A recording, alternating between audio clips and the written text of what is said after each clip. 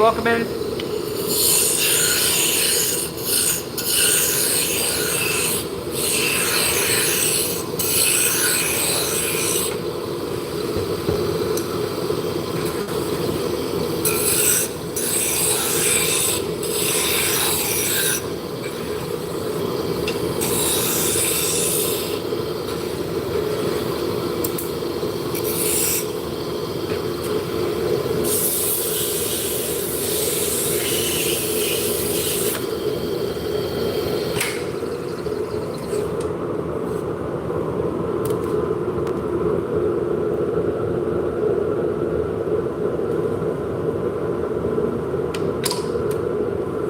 Well, it's gonna be one of them days, I'm afraid.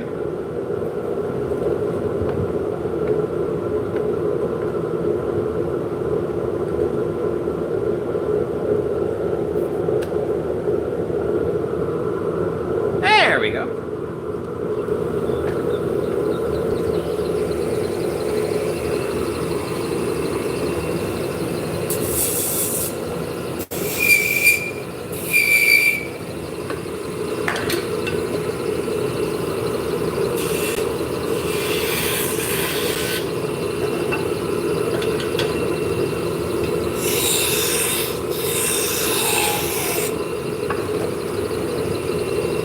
Hey guys, welcome in.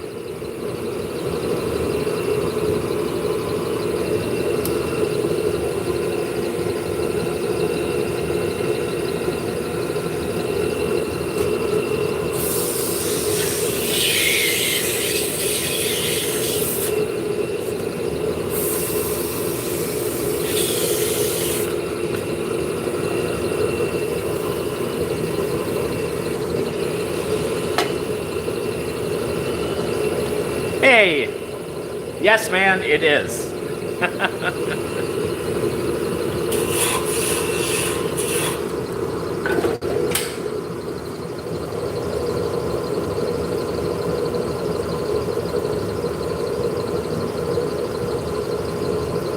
There we go.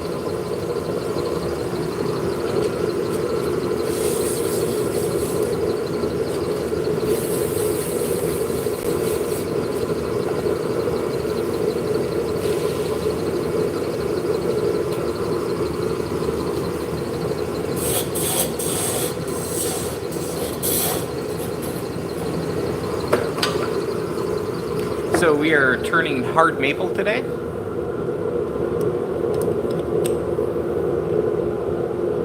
There we go.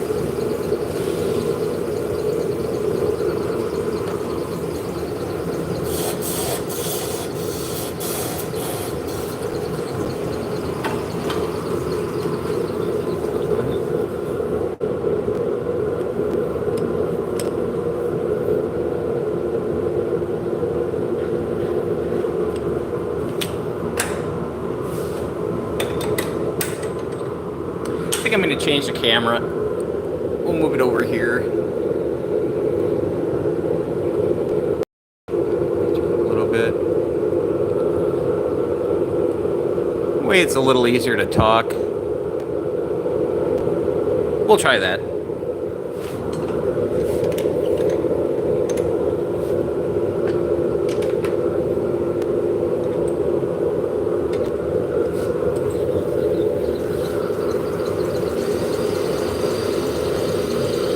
Hello! And how's Nasir doing today?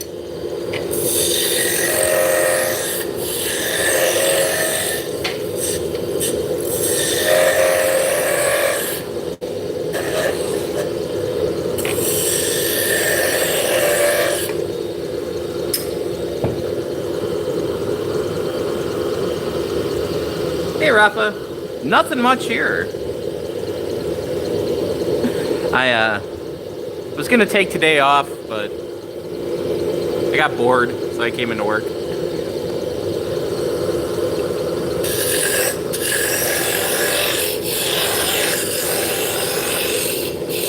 Hey Neo.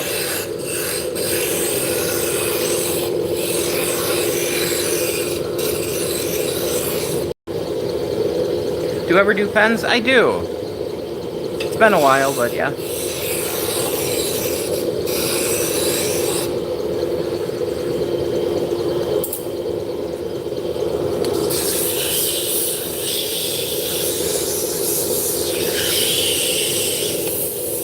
Yeah, it's probably haven't made a pen in about a year, so it's been a while.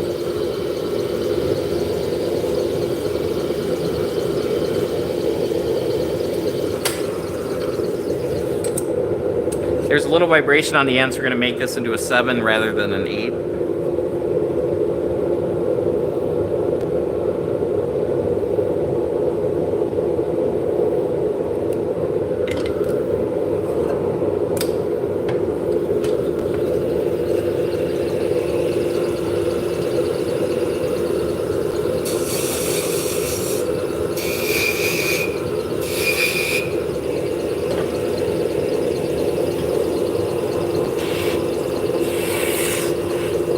So, where do I buy my wood from?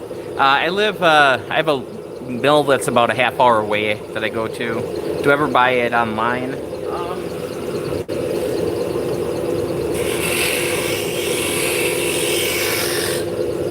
Yeah, I'll order from Oak Hooch.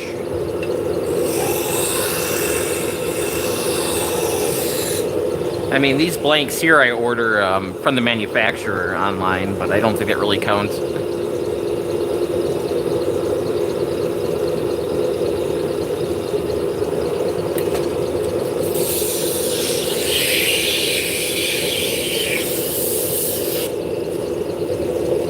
So we're making Turkish drop spindles today. We are turning the shafts for them.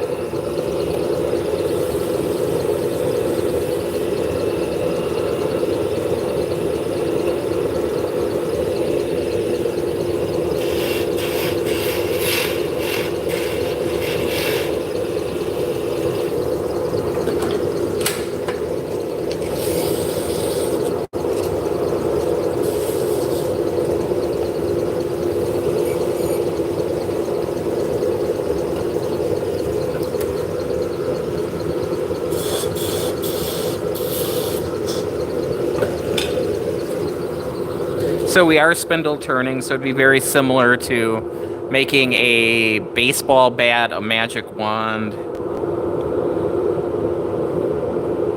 Hey, thanks.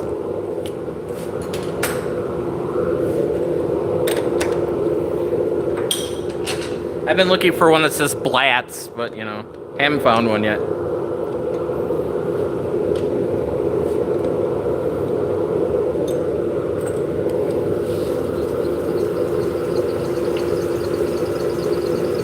Naughty? I don't think so. As far as phallic things go, I don't think this is even in the top 10.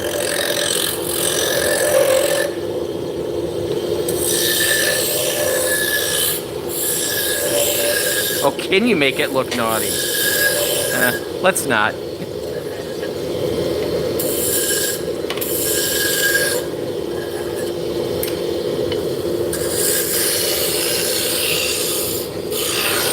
Yeah. So the diameter that it sits into, so that's a 1/4 inch hole, and it only mates up at the bottom. It is pretty darn thin.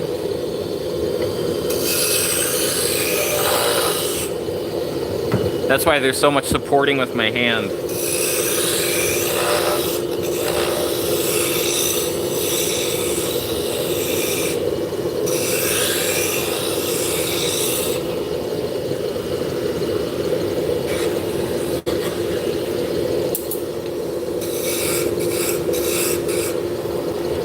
How many do I have in my burn pile? Not too many, actually.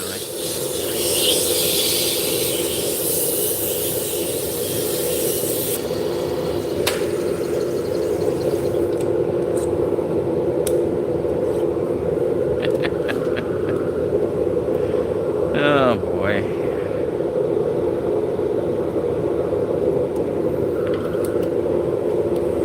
No. No, by the time I'm touching it, it's already smooth. I'm more likely to, get splinters while, machining wood down to spinal diameters, that sort of thing.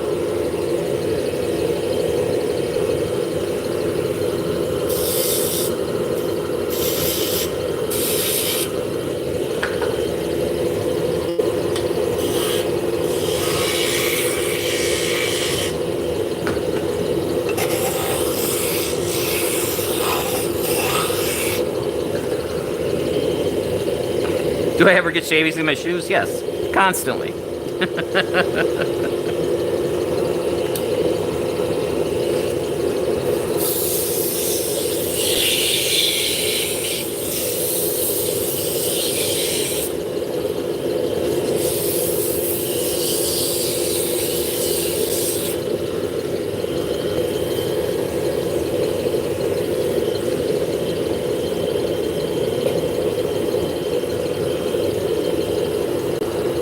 So the nice part about having an actual physical workshop, when I was working out of the house, wood chips were everywhere. There was no way around it.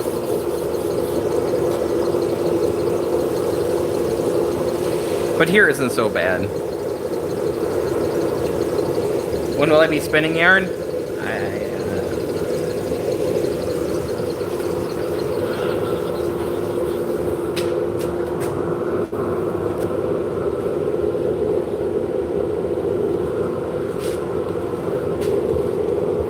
I guess I could spin yarn now. I mean...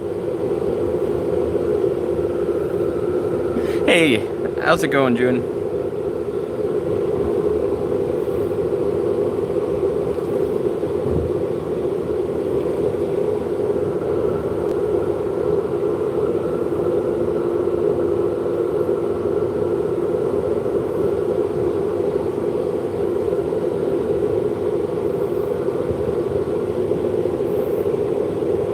When will I have wood trousers?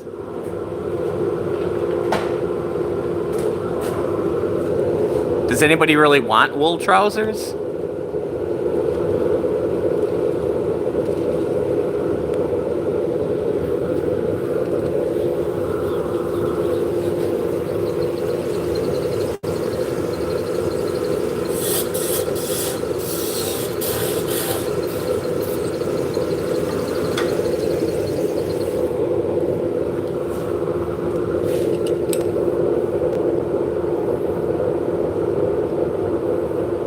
What's the first thing you'd make with spun yarn? The first thing I made was probably a hat. Actually, I used to work in a bindery, and the people who worked in the gravure presses all had cotton, all had wool everything.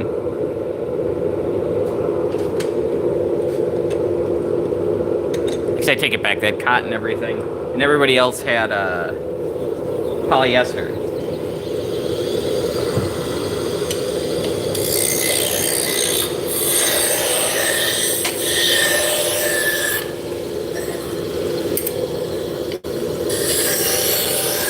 Because if there's a fire, polyester is plastic and would melt to you.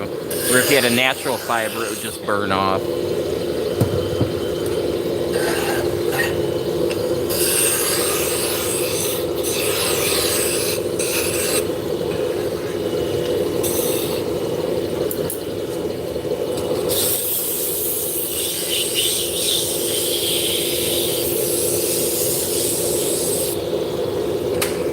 So if you're new to the stream, welcome in. My name's Scott. This is my day job. The Making It with Scott. I tend to do woodworking projects, craft projects, a lot of scroll saw stuff.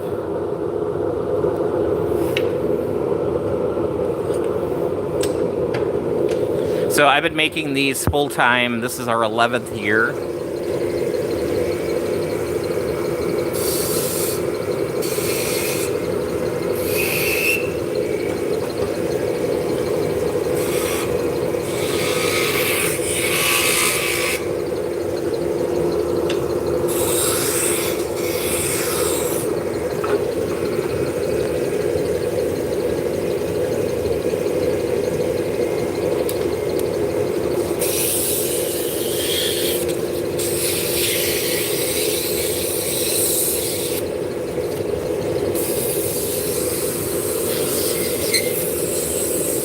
It could be a magic wand. We're making shafts for Turkish spindles that are used to spin yarn. But if I was going to make a magic wand, you know, it'd be basically the same process.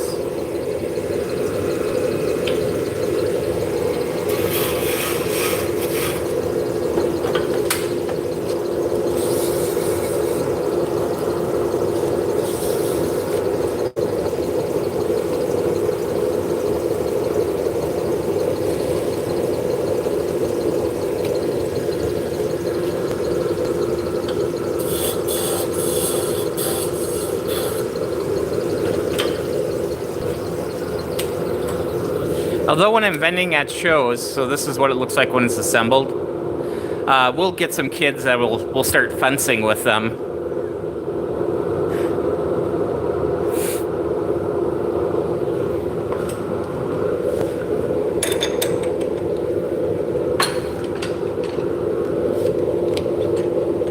Oh, I forgot to Leviosa something, or...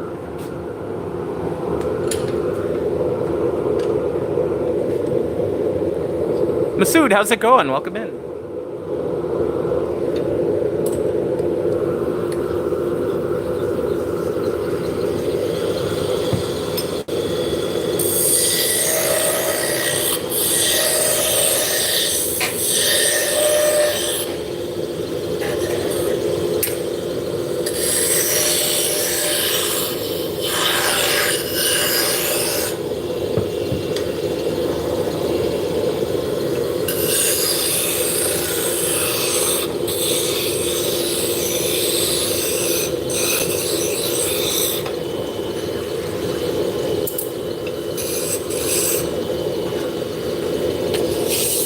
So we're turning hard maple. Hey, Lathe, how's it going?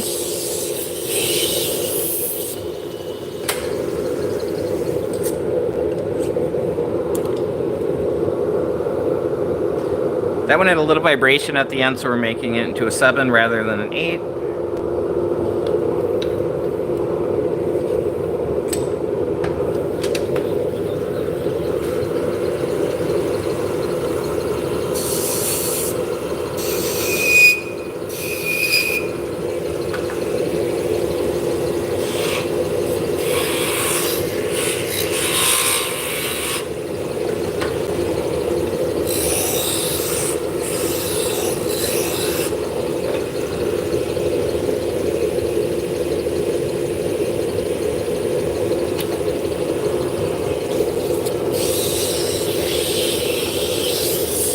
And this is paste wax.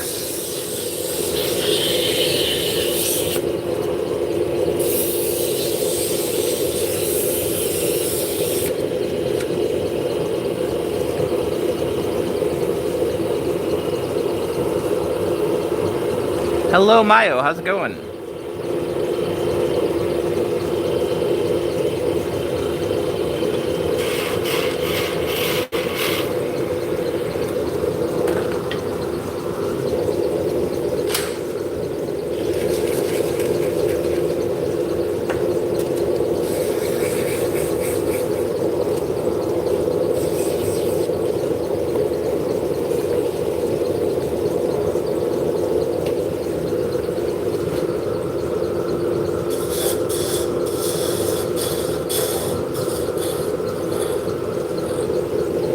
Hey, Josh.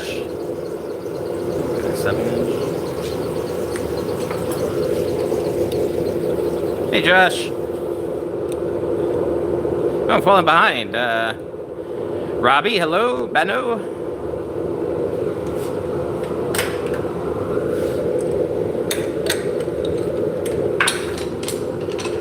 So if you're just tuning in, we are turning shafts for Turkish drop spindles that are used to spin yarn. We are turning them out of hard maple.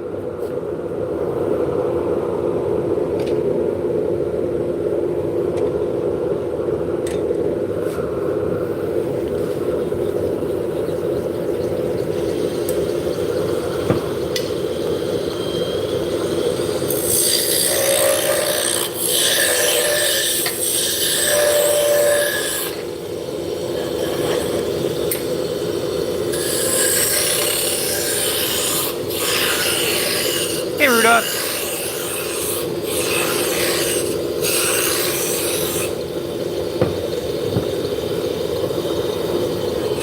Since I'm wearing a PBR shirt, Oi fits right in. Hello, A. How's it going? That's okay, Mo. We can pretend they're magic wands.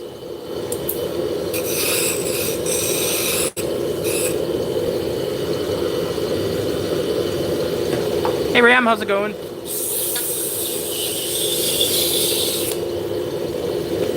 we're here.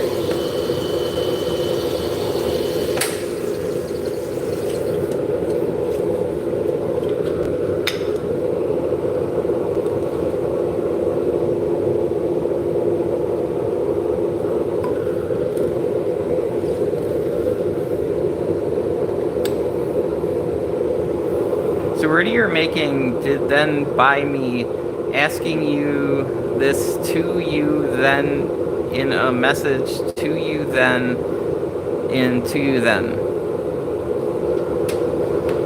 Not too sure about that, Gary. Hey, floating.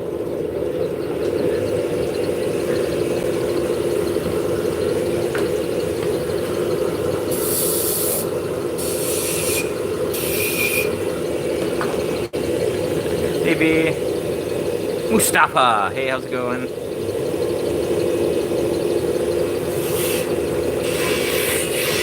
So we're making drop spindles to spin yarn.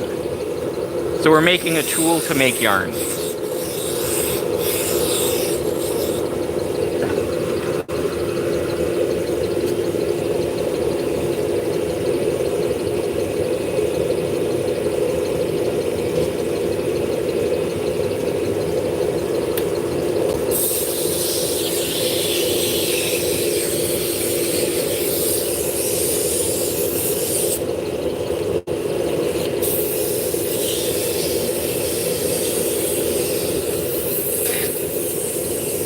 All right.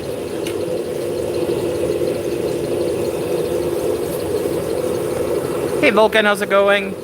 So B asked, what is something that you thought would be too typical to make and turned out great?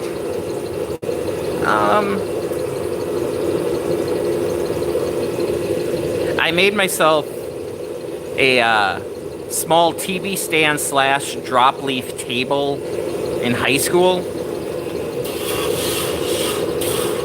And I thought it was a little bit more that I could bite off, you know. But yeah, worked out fine. You know, the big thing is, you know, take your time with each step. Don't rush the finishing. The devil's in the details.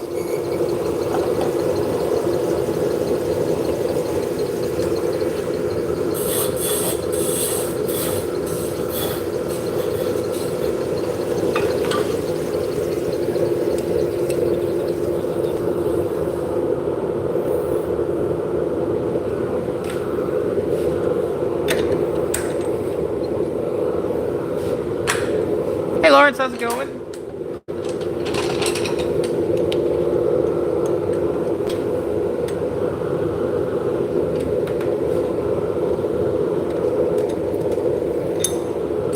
Tell us about the lathe. Sure. This is a Laguna Revo 1216. So this is a MIDI size lathe. So it's kind of the Goldilocks lathe for me. You know, they make, you know, small jeweler lathes, then pen lathes, MIDI lathes, and then full-size lathes.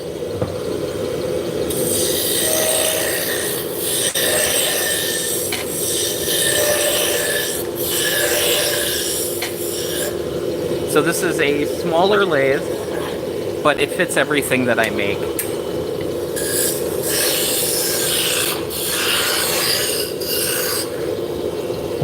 And it gives me the ability to say, I'm sorry, I don't have a large enough lathe to make that for you.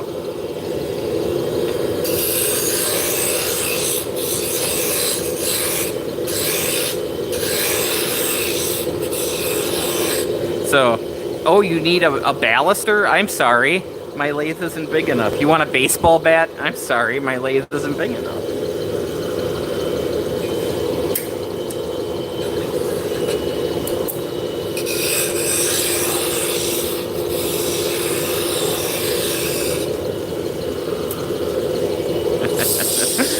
Hey, James. Hello, Timothy.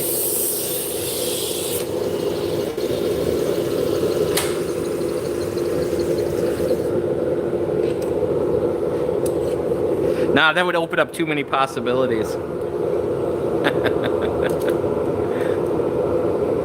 Hey, Tygo? How's it going? Welcome in.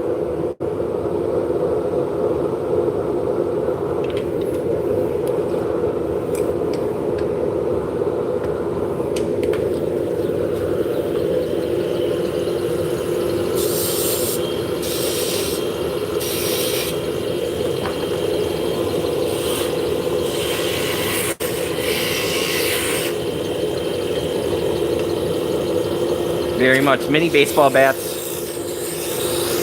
That is great for making sure you don't have flat tires on your truck.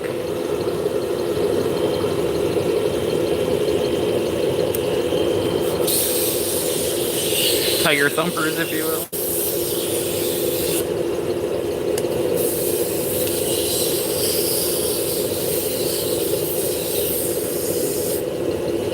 Hello, Julio from Portugal. Welcome in.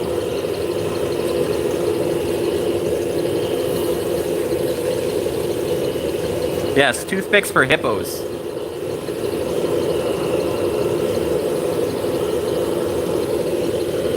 Hey, Vidal, how's it going? Right, Timothy?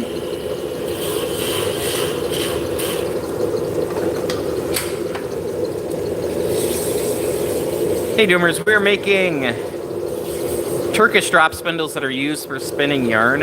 We're turning the shafts today.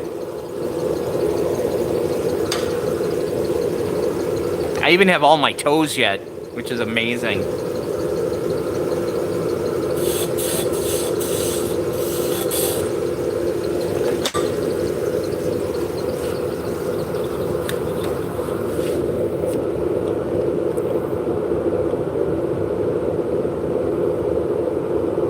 Yeah, so this is what they look like. Obviously, it's not sanded or finished yet, but yeah, that's what we're making.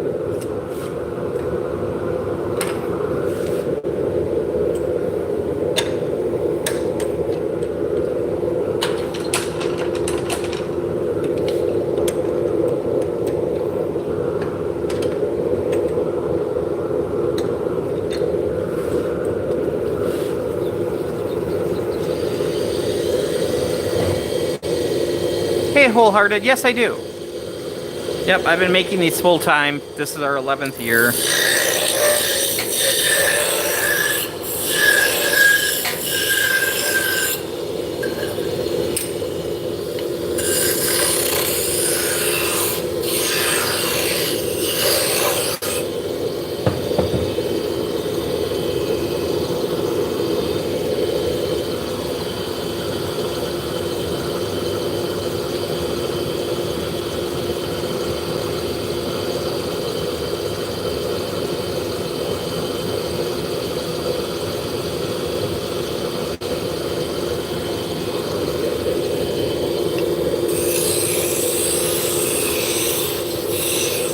Hey, Remy.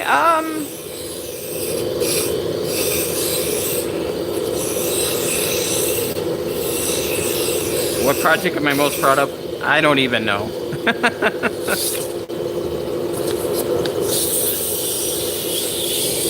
Do I make pool tubes? No, pool cues? No, I don't. My lathe isn't big enough. My daily quota, typically, I try to knock out at least 20 completed spindles, so that's cutting out the arms and the shafts. But I do a lot of batch work, so I might do 40 shafts one day and then 40 arms the next day. Yeah, I do sell them. Yep, I sell them on Etsy. I have a Shopify account. We do some limited wholesalings to some yarn shops, and I go to festivals and sell at festivals. Hey Juan, how's it going?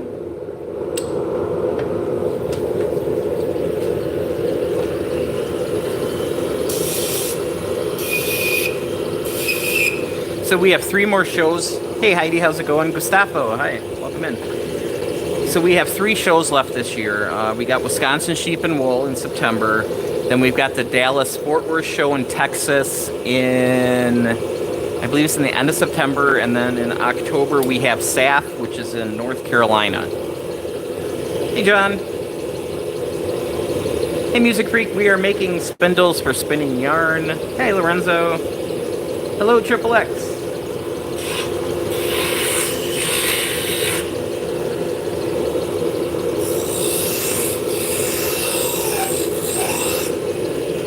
I've introduced a bunch of different models over the years. You know, we call this the standard. This is the least expensive the Turkish spindle we sell. And these are very similar. The shape has changed a little bit. But yeah, they're very similar to the ones I was making, 10 years ago. But yeah, it's always a constant little change here and there.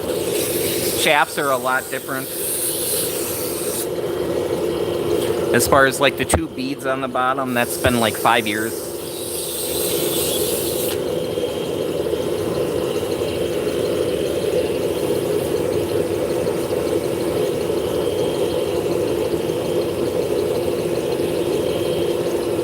Hello, Nick. Talton? Not a problem, Timothy. That's why we're here. Hello, Africa. Oh, thank you so much.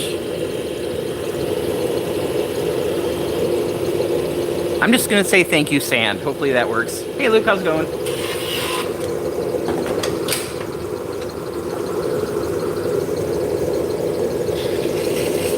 So when I'm holding the wood chips on the wood, what we're doing is burnishing. Think of it like a friction polish. It just makes them very, very, very smooth. Hey Gimli, we are making drop spindles. Model. Welcome in. Welcome India. Hello, is it Fairy?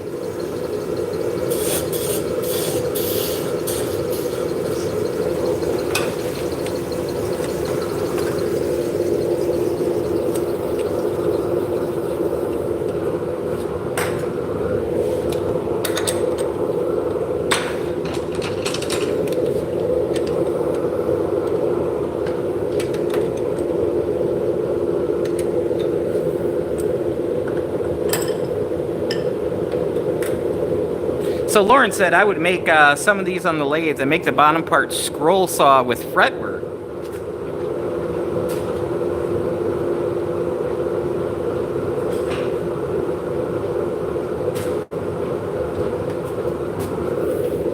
Like that. Just grabbed a bunch of sheep and a cat. Yep. You could try burning in the grooves with the friction with the metal oil to make them more visually pleasing. Yep. So, hey Polly, welcome from England. Hello. Hey Bruce. Zoom in. How's it going, Lawrence? Awesome. Hello, California.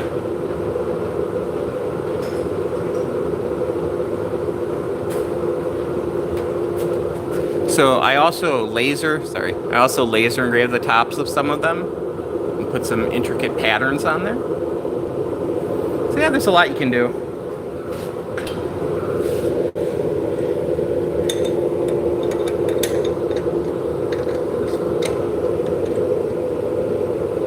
Hello from Balma.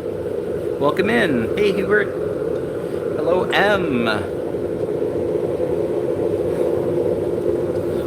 Hello, Egypt. You're from Mississippi? Nice. I did a show in Mississippi last year. I'm not sure if we're going to do it again. Lots of people from India. Hello, India. Hello, King.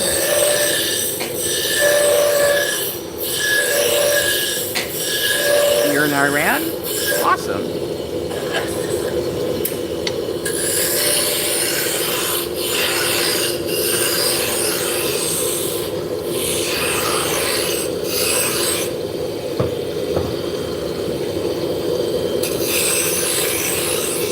All right.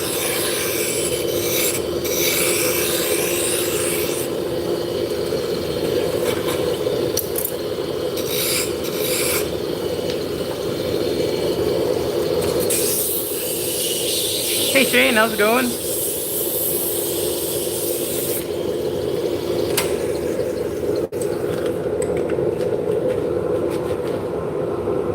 Oh man, give me a second here.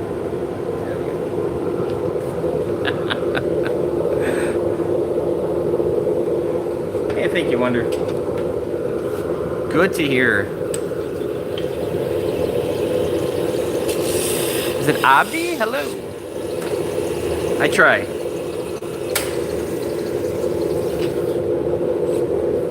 I don't know. It is the first nice day we've had in Wisconsin in about a week. It's 75 degrees. Thank God. The last week it's been in the 80s and 90s here and just very humid. Which is fine, but we don't have air conditioning in the shop, so. Hey Em, how's it going? If you're just joining us, we are making Turkish drop spindles. We are turning the shafts out of hard maple.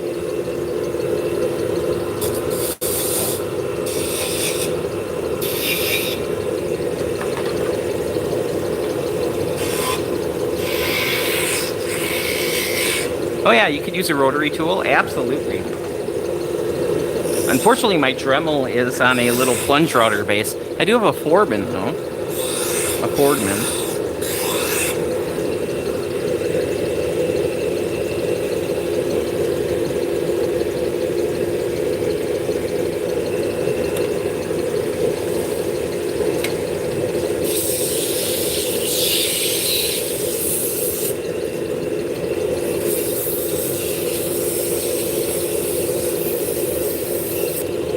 Actually, a lot of the crossarm spindles from Turkey have lots of decorations carved into them. Lots of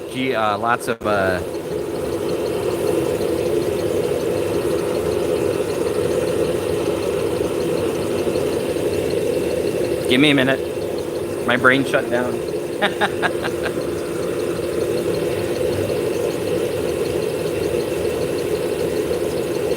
Love Woodwork's awesome.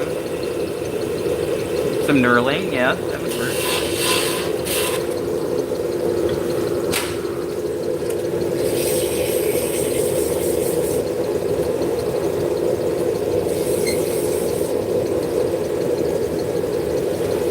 Let's see, okay, hello Russia.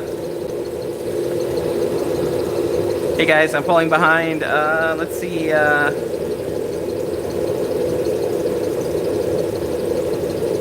Vito, hello. Jakob, hello as well. Hey, Jose.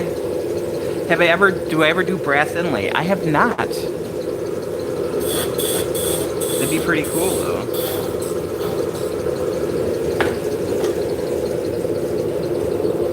How are we not shattering into a million pieces at that speed? I don't know. It just stays together. Hello. So these are Turkish drop spindles, or cross-arm spindles that are used to spin yarn.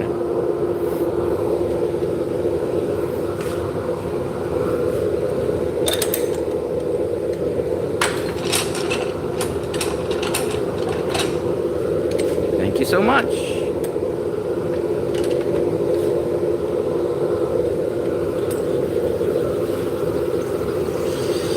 The reason I can get away with going to spin this fast is the smaller diameter, the faster you can safely turn at.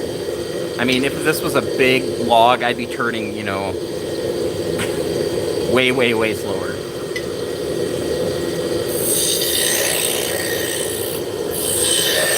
The way we're rubbing the wood chips on, that's called burnishing. So it's basically like a polish. Just makes them a lot smoother. Money worth, they kind of range between $20 and up, depending. Most of mine are between 20 and 50. But if you start getting into exotic woods like ebonies, you know, expensive rosewoods, the price can go a lot higher than that.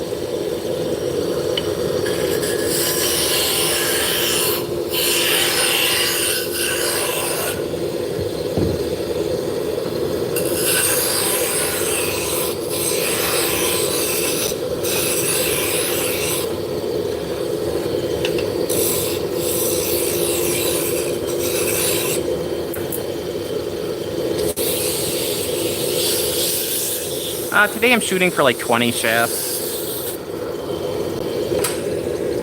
It's Sunday, it's my day off.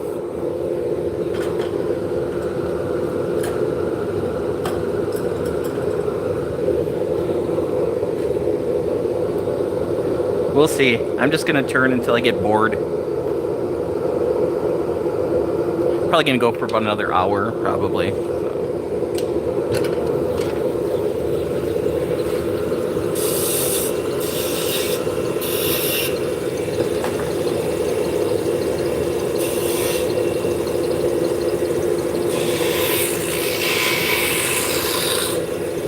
What type of wood do I find most fun to work with? You know, maple turns real nice. Depends on the project and what it is. It'd be easier to tell you the woods I don't like to work with more than woods I do like to work with. I like canary wood quite a bit. It smells really good. Hey, thank you, Matthew. Walnut's fine. I mean, this is a burled walnut. Pretty. I don't turn shafts out of walnut just because they tend to warp over time.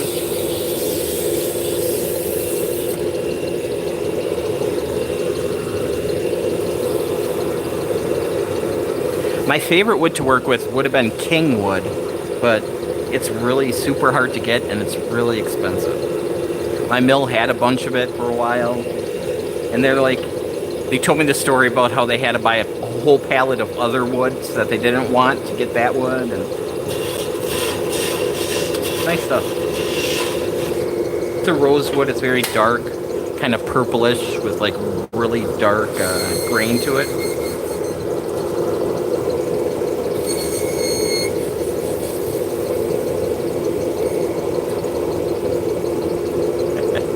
Oh yeah, always burning. Yep, so I'm putting decorative burn lines in between the beads.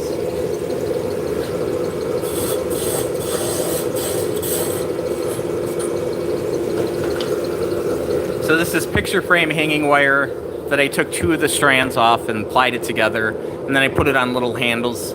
So I made a little garrote for, I don't know, hamsters, and then I have a magnet on it so I can stick it on my lathe. Hello, Brazil! Sorry, I do not know Portuguese. Hey, Rumpelstiltskin, how's it going? Welcome back.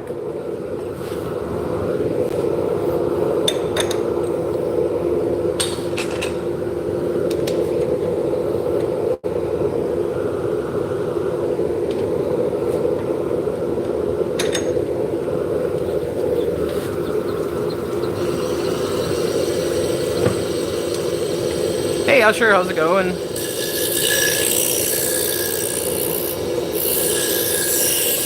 Hey, McGinnis.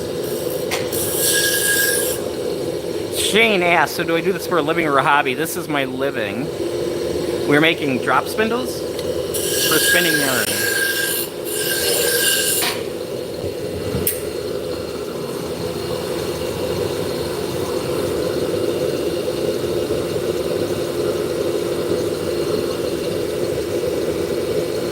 Hello, oh, how's it going?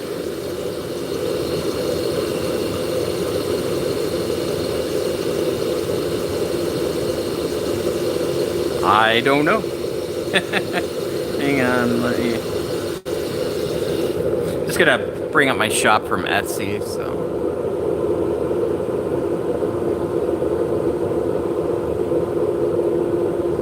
So I make a bunch of different types and styles and sizes and wood types and... all that fun stuff.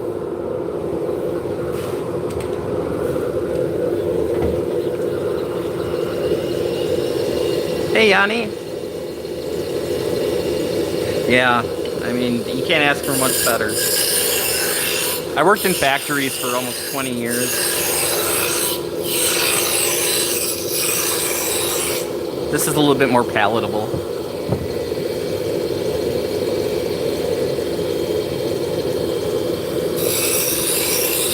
It might be a baby elephant, but an elephant nevertheless.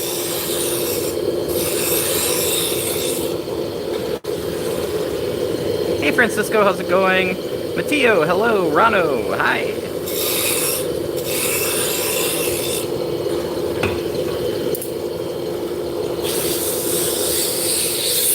Yeah, so we're about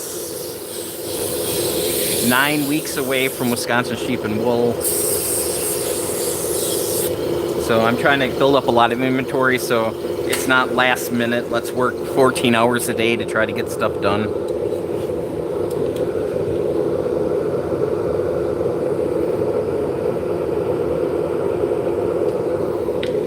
Hey Carlos! So I'm trying to build up a whole bunch of these so I have them so that this winter I can work on other things.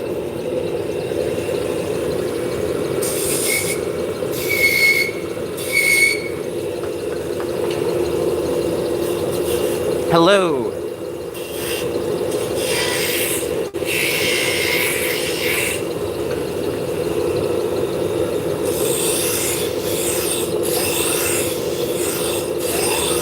Hello, Michael, David. We are making drop spindles for spinning yarn. Pretty much, yeah. Hello, Lisa. Welcome in. Glad you're here.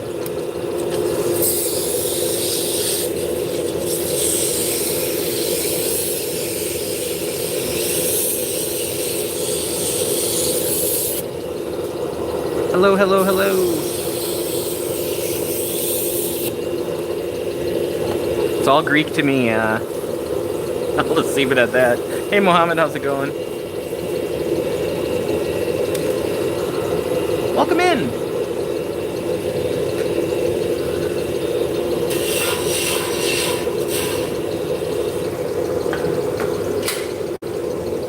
I cannot speak Turkish. Nope.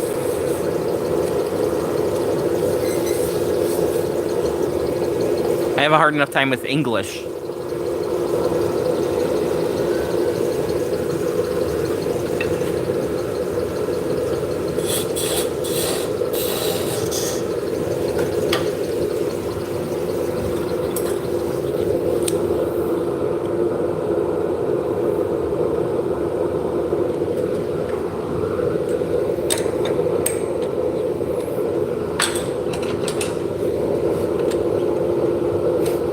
Be a little jive turkey.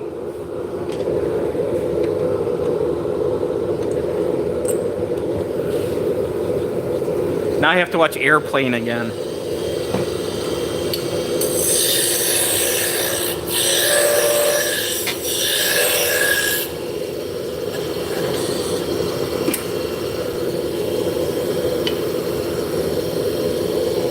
Seven.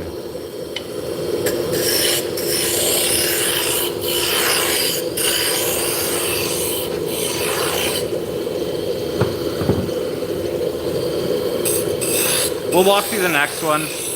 I'm kind of in the middle of this one.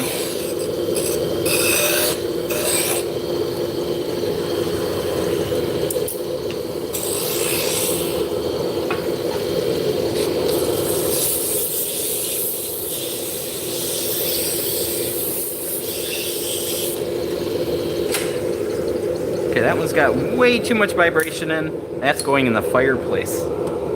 In the winter, not right now. Alright, so we're chucking up a piece of hard maple.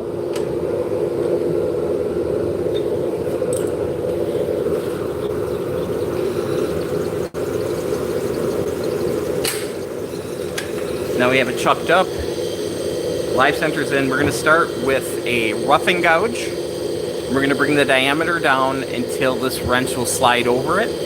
So we're using this wrench as a caliper. Hey NB, how's it going?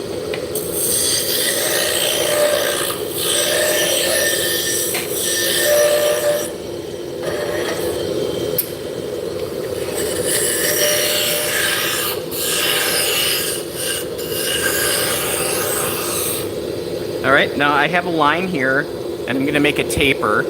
So I have the correct size back here. Now this front part, I'm going to use this wrench as a caliper to get that diameter. So we're close to being on size, so we're going to switch the roughing gouge to a spindle gouge, which is flatter. It doesn't take off as much material, but it leaves a better finish.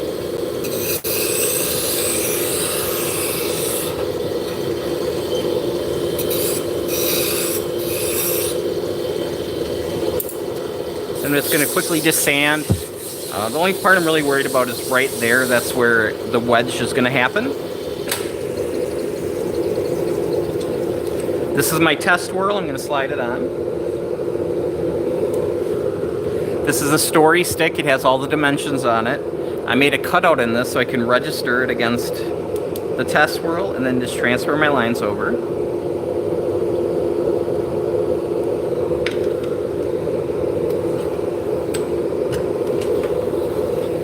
Now we're going to put 2 beads on the bottom. I'm going to be using this beading tool. It's basically just a V shape.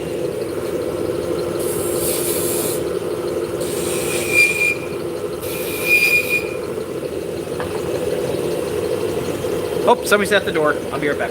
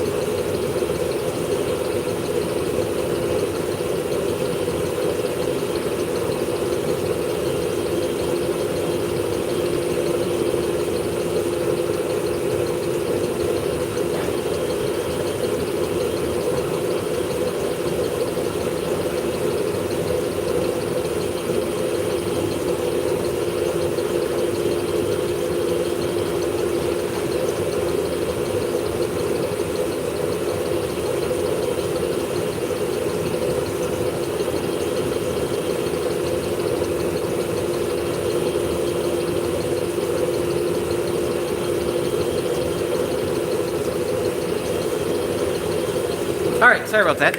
Okay, where are we? Okay, now we're going to come to the top of the skew. And we're going to make our little finial. Then underneath, I'm defining the diameter under the finial. I am in America. I'm in Wisconsin.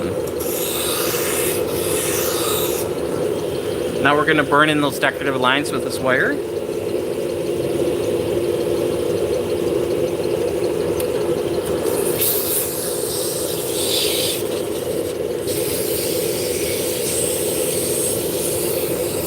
Alex, I did come back.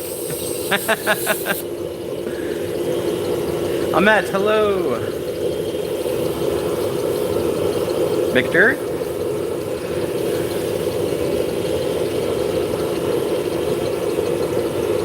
More specifically, I'm in my workshop.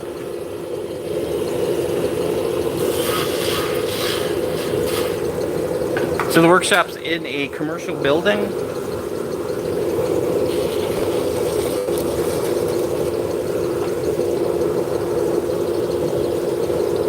I'm supporting, I'm not really holding it tight. If it's going to hold it tight, yeah, I could get burned by that pretty easily.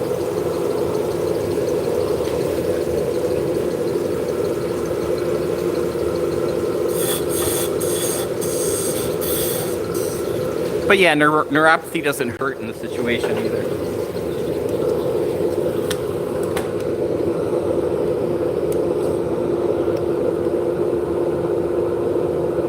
Just gonna grab a soda. Oh, I have some here.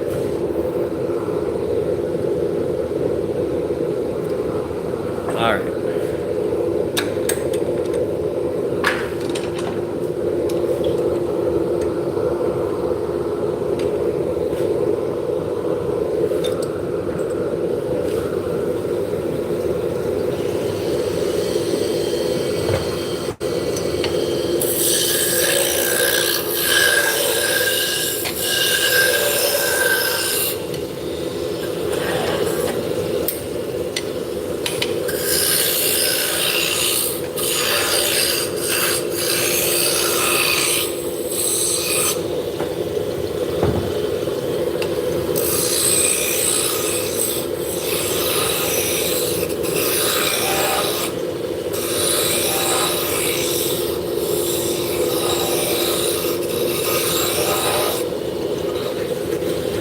We are making drop spindles for spinning yarn.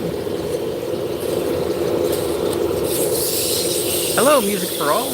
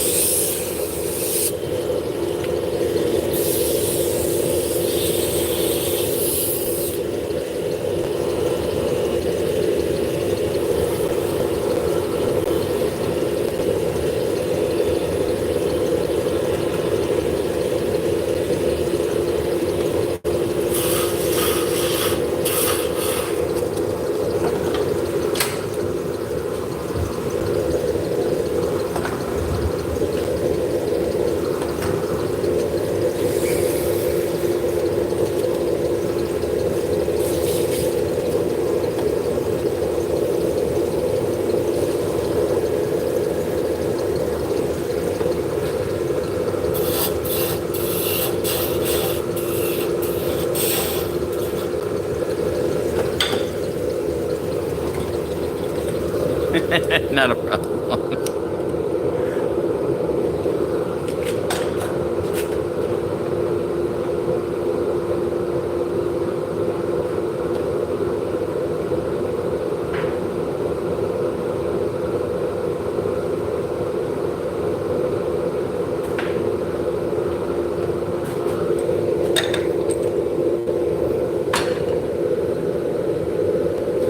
Have a great day.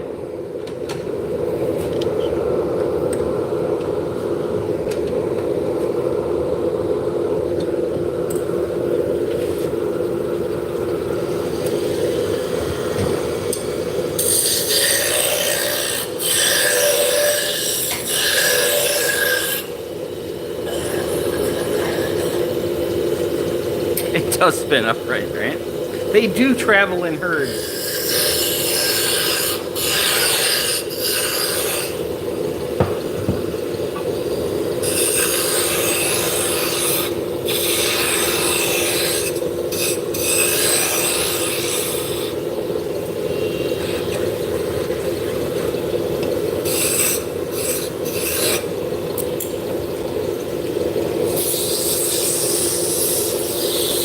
Yeah, so what I'm doing with the shaving is called burnishing.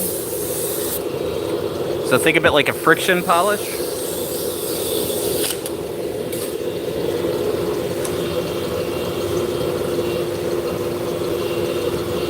So it just makes them really super smooth.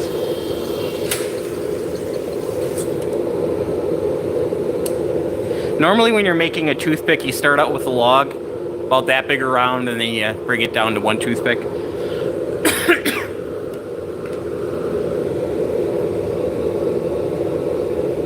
Yeah, so with these, these big shavings here, I will mix with wax in little cups and use them as fire starters. I'm going to be making a press to make larger like bricks out of these that I can burn. But yeah, I use these for kindling as well.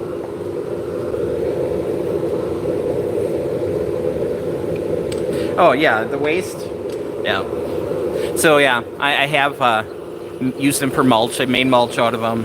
I make fire starters out of them. I'm going to start making fire bricks. Yep.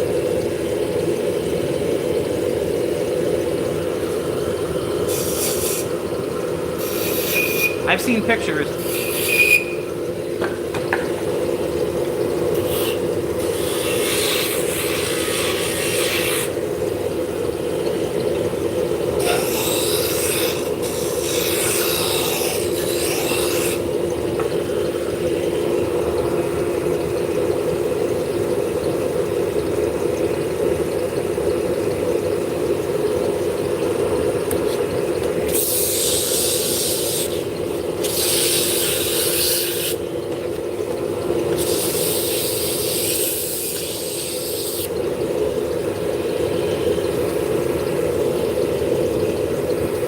Like the flat toothpicks, they cut like a veneer off the log and they feed it into a machine that just chops them up. The round ones, I'm not sure.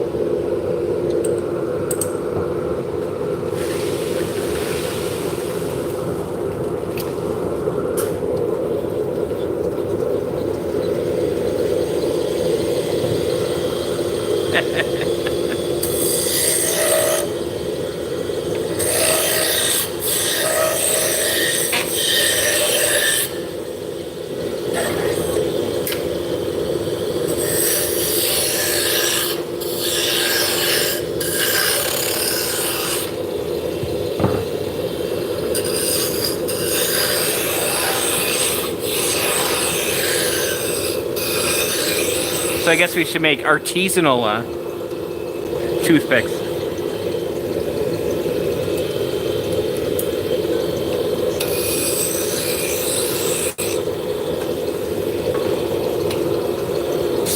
I don't know how many people would be excited about getting a box of wood shavings in the mail.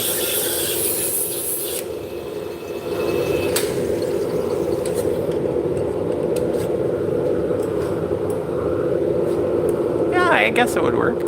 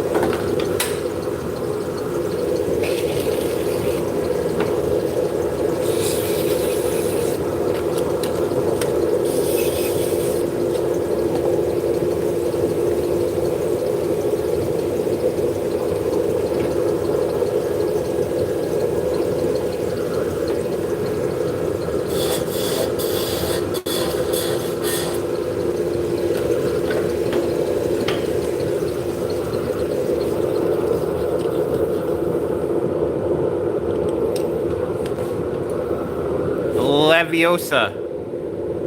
Nah.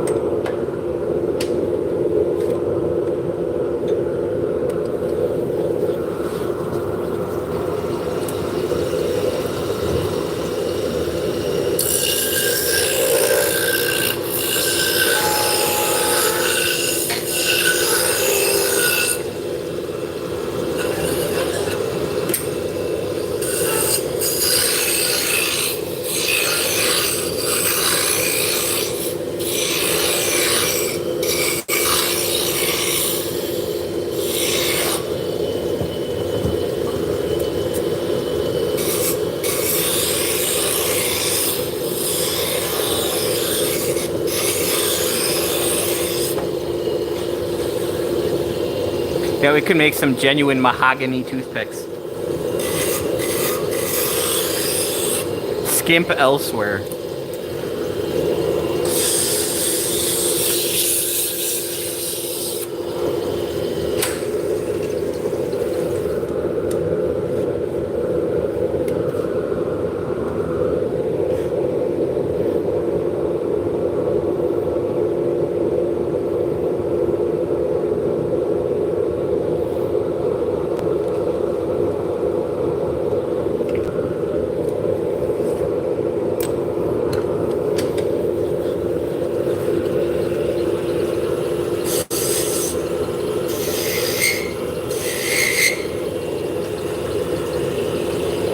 Or Vera wood. Argentine Lingamente.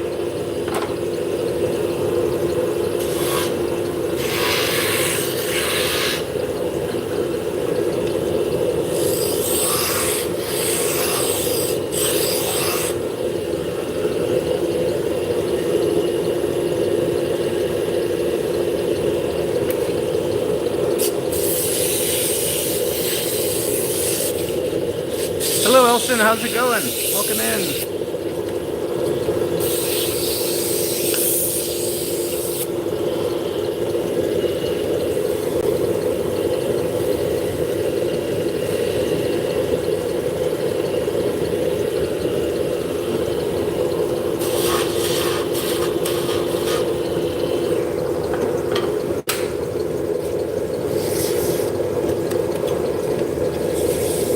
Argentinian Lingam Vente. It's called Vera wood. Lingam Vente is an endangered wood that you can't get anymore. It shares some similar properties with it.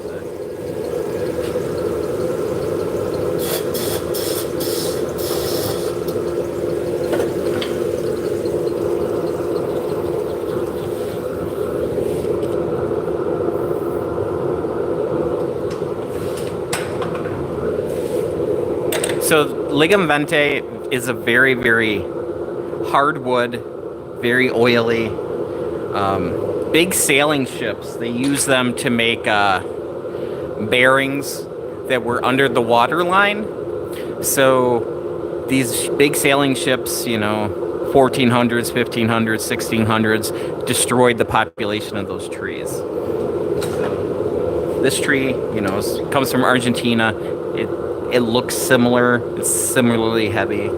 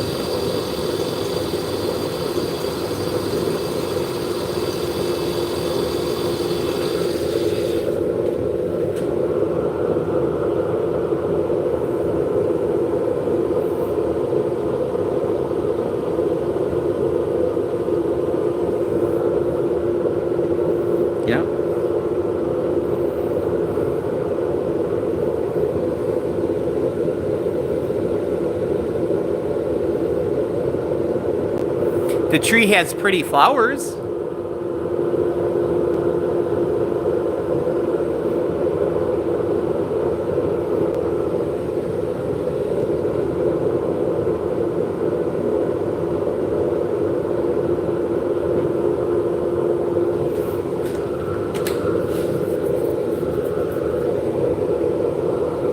All right, back to it.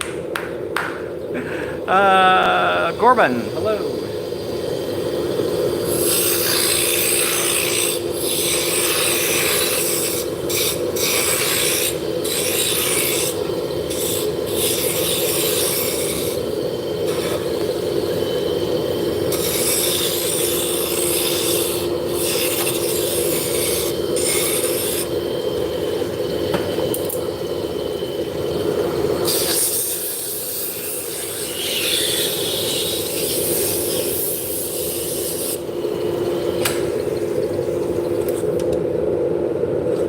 A lot of people use this tree in the backyard. I bet. It's pretty.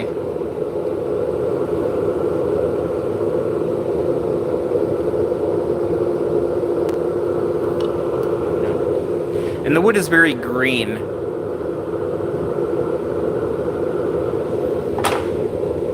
Kind of an olivey green.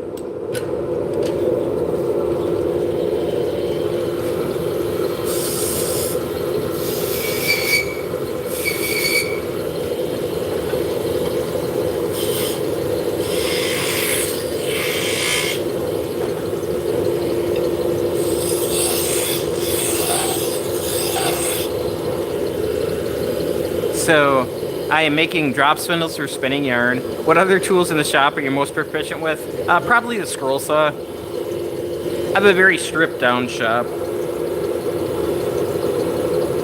We can do a shop tour. It'll give me a good excuse to skip the song I'm listening to in my head. Alright, let's do a little shop tour.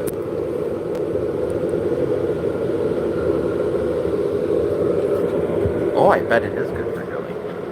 So, this corner here, when you come in the door, I got my sharpener, my grinder for sharpening the chisels. So this is my little lathe area. Come back to this. So we got the planer here. When I'm planing wood, I'll bring this garage door open. Got the drum sander in here. That's where all the wood chips are going. There's another room off to the other side. You have a lathe and you don't know how to use it? Today would be a great day. And we'll come over here. This is my little scroll saw station. So I got a little drill press next to me here. You know, the good old chop saw. And this is a little recording area.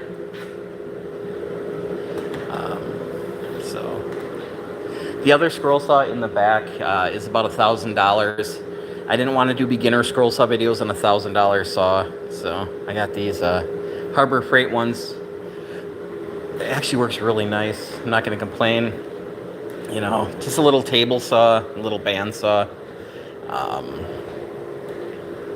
Then, you know, the classic shop piano that everybody needs. Some 3D printers. Then we got some laser engravers. So we got a CO2 laser engraver here. That's a 40 watt. Then we got a 40 watt diode here. And got a little gavel laser there. So it's like a 10 watt. And then it's got a 2 watt IR laser in it, I believe. So. And then this is my girlfriend's drill press. She gets the Nova Viking drill press. And there's her little layout area for making the spindles. Come over here, and then she's got a little sanding station here. I think I bypassed it, but I got a little sander over there, and I got another motor over there as well. And here's some stuff that's waiting to be sanded. We have a full basement, but it's not a very good one. Then out front here we have the front door. We've got a little retail area. It's in chaos right now. And over here I have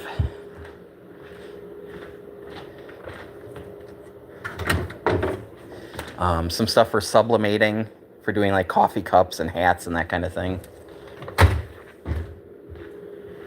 And then these racks.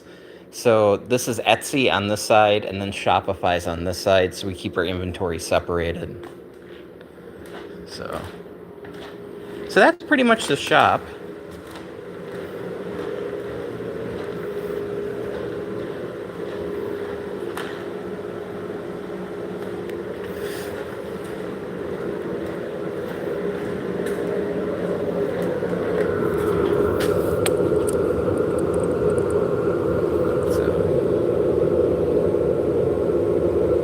Hello, welcome in. Grab my headphones and we'll start back up making a mess.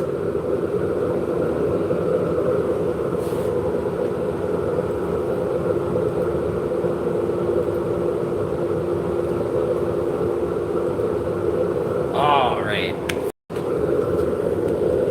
Yeah, come on guys, double click the screens. Let's get some people in here. Get some crazy people.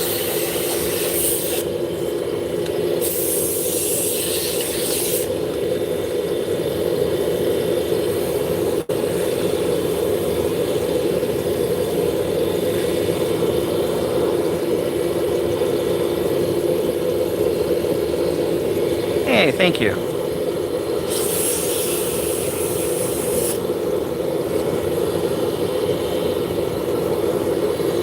It's just very specific for what I do.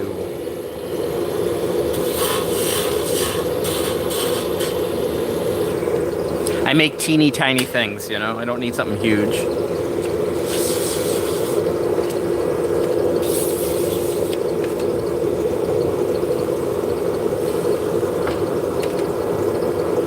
Yeah, I was working out of a little 10 by 10 shed, and then I moved most of the stuff into a bedroom in the house.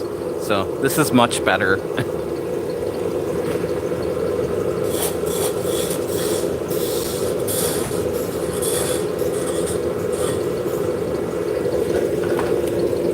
And I have a great landlord. I haven't heard from him since I signed the lease, and I've been here for almost a year.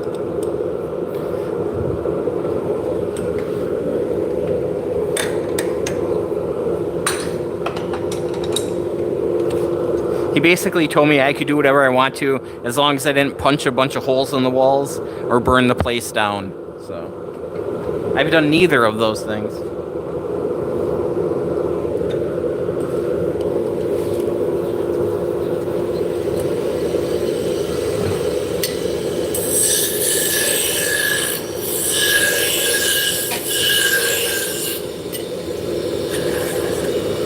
Yeah, this building was made in 1900. It used to be a grocery store. It's like 3/4 of a mile away from my house. So I walk here usually 2-3 times a week.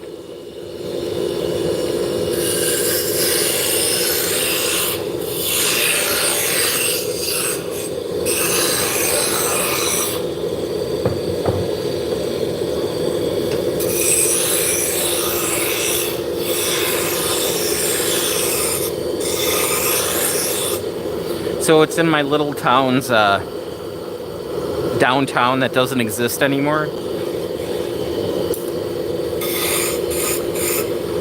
They couldn't even keep a head shop going, you know, a pot shop across the street. They couldn't even keep that open.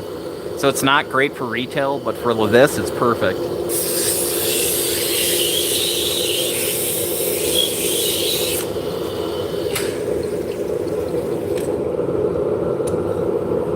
Hey, Jose.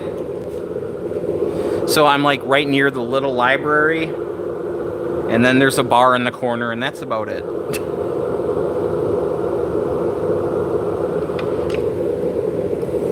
Across the street, there's a bakery that doesn't really sell to the public, but they do like a lot of the restaurants and supper clubs around here.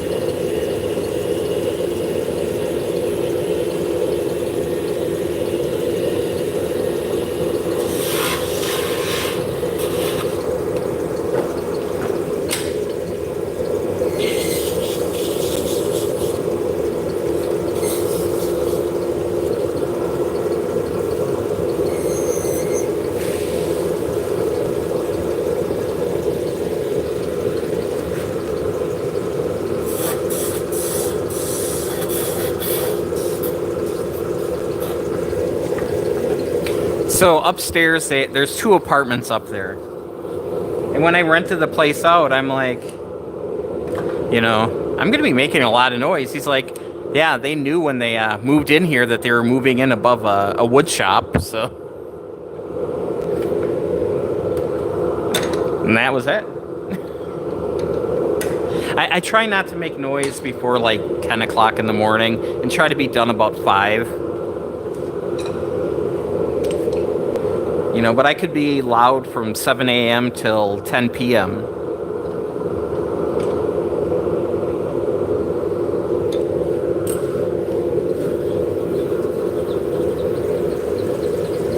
Right, exactly. I'm not looking at having any walk-in customers. The little retail area is if somebody calls and says, hey, can I pick something up? Or I do want to shop. Can I play with things? Then we'll bring people in. It's not open to the public. My phone number's on the door, the front door, you know, by appointment only. Yeah, this is a great location for me.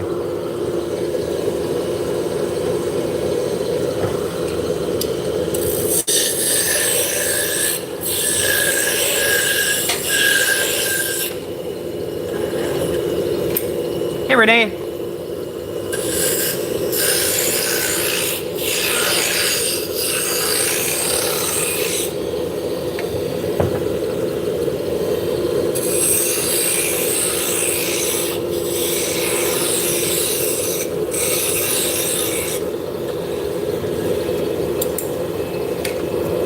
And it has 12-foot tall ceilings. Hello, Dennis.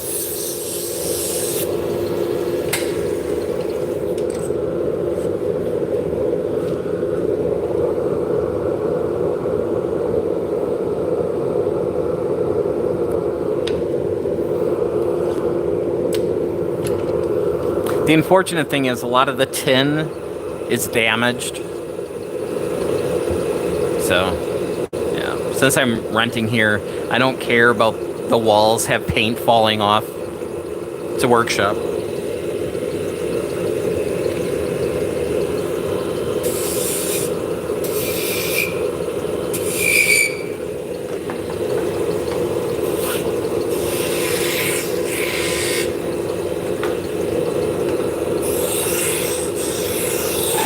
And somebody painted one of the walls gray and then just splatter paint all over it.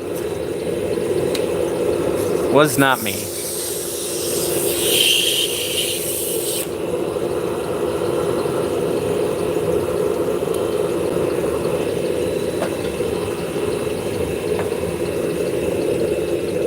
So I just had a strand of my wire break, so I'm going to clip that. A lot of people burn with guitar strings, and that works great. I just have a lot of wire.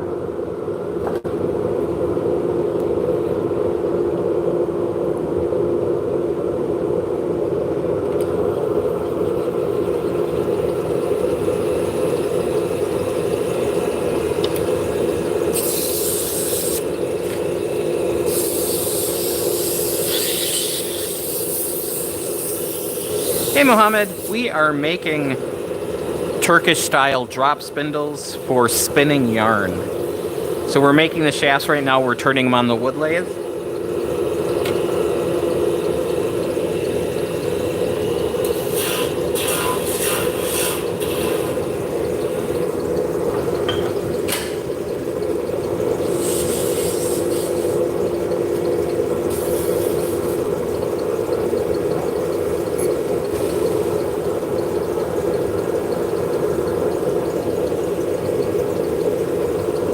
I'm in America. I'm in Wisconsin.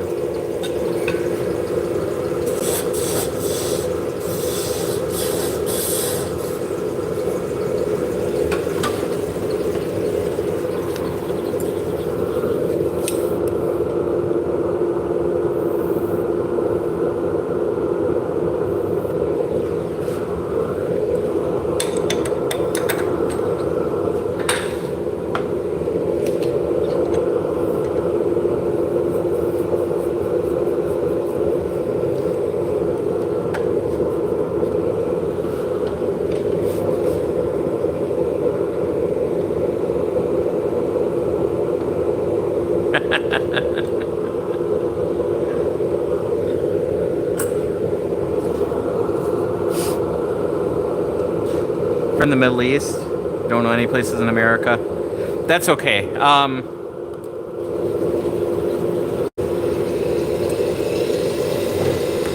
I'm in the Midwest, so I'm closer to Canada.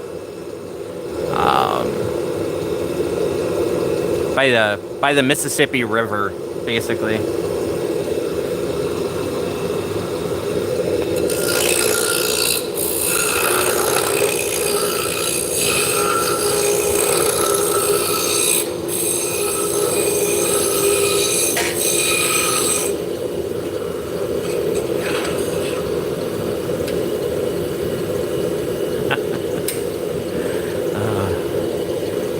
Actually, I did have a tin of herring fillets, but I took those home. Yeah, this is just wax.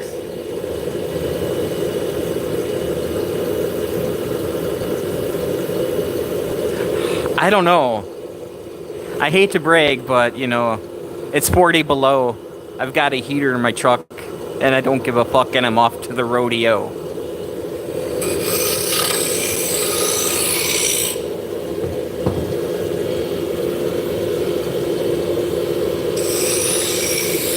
I'm no Brent, but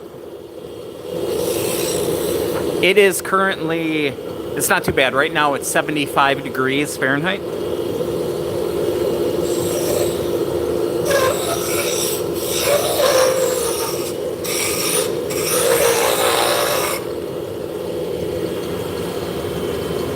What is 9 degrees Fahrenheit and Celsius? Yeah, so it's been like 32 degrees Celsius over the last couple days, which is warm for here.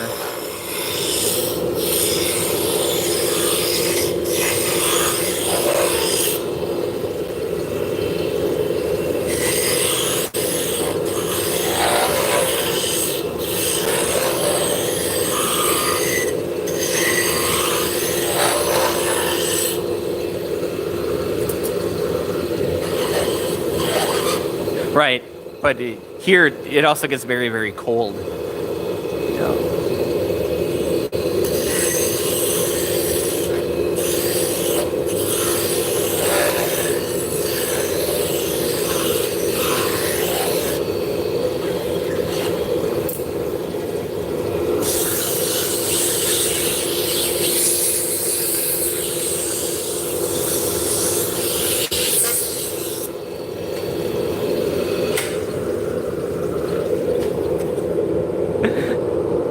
Hey, Lewis.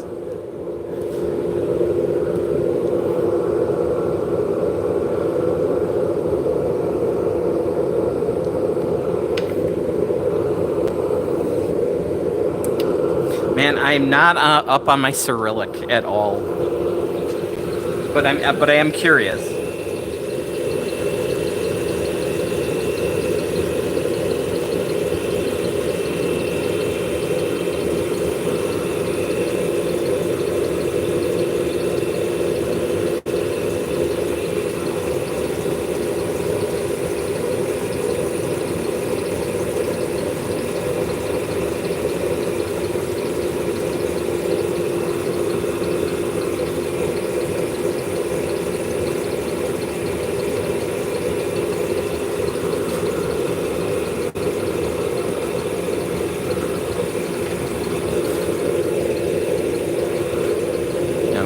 But I guarantee you, we get a lot more snow than you do.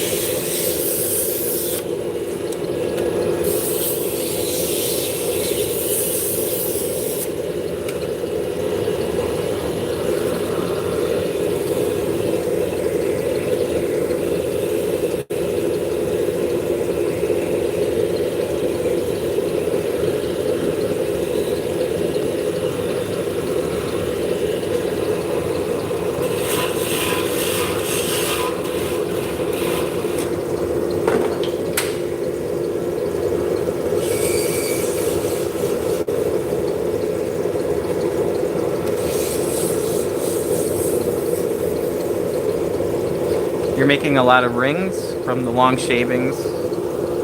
Nice. By laminating them around a mandrel. Cool. That is a good idea.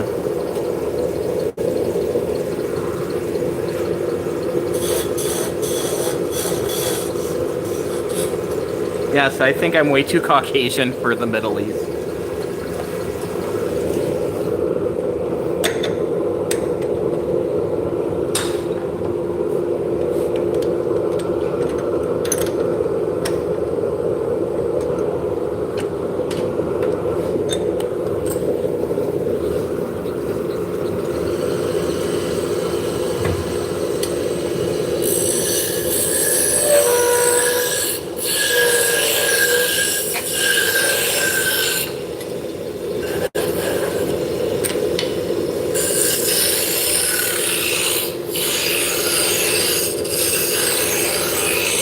I'm making Turkish drop spindles that are used to spin yarn. Well, I'm currently making the shafts.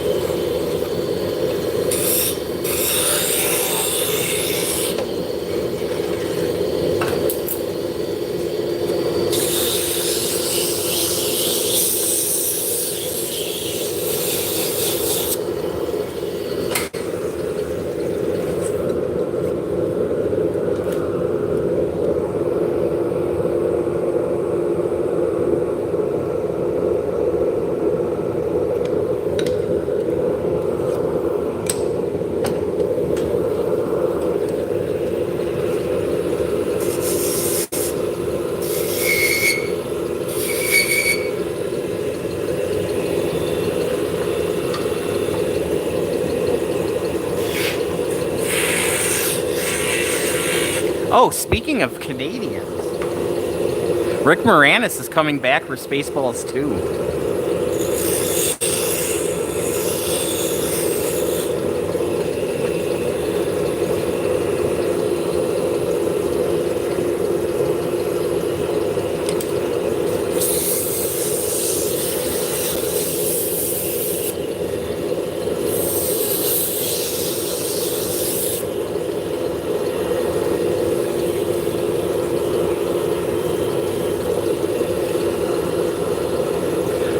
For some reason, I've been getting a lot of SCTV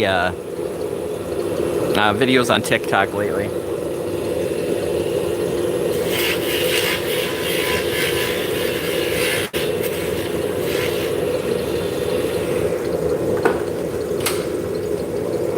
Yeah, have a great day.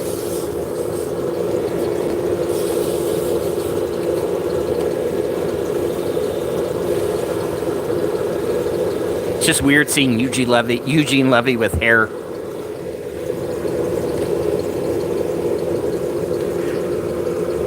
Being a young man.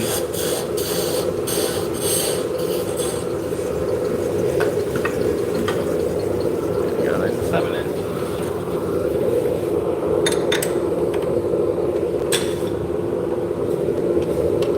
We are turning hard maple. And these are shafts for Turkish drop spindles.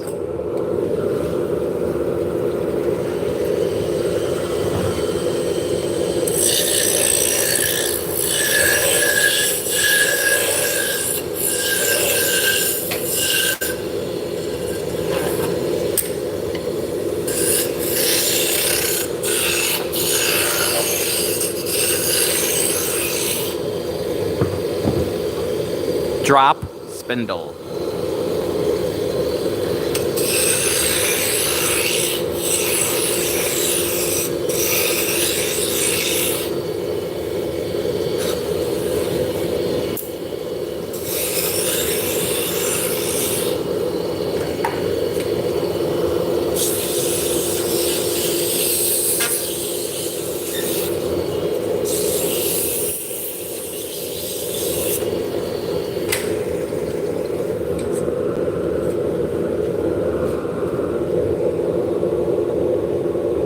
Yeah, 4-jaw chucks come in handy. Did I ever get hurt by the lathe? Not seriously, no.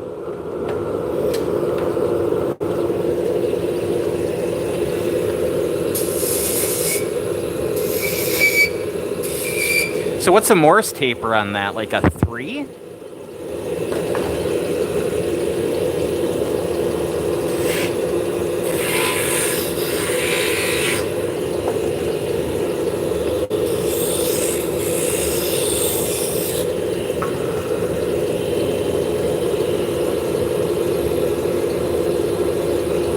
No. I have all my fingers, all my toes.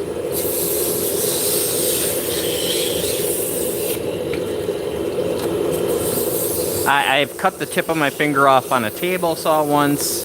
I have routed one of my fingers one time, but for a lifetime of woodworking, I've been pretty lucky.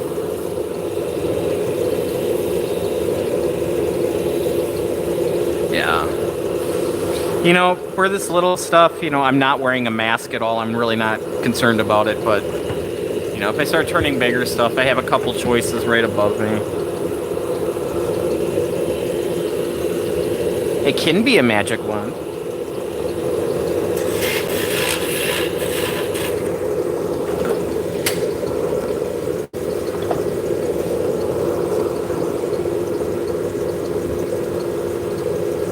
So we are making drop spindles for spinning yarn today. I use a scroll saw because the Turks come apart, so you need to cut a basically a mortise in there.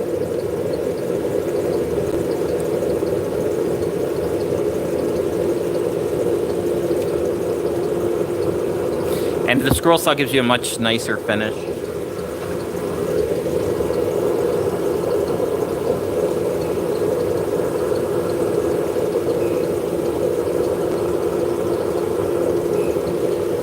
Hogwarts woodshop.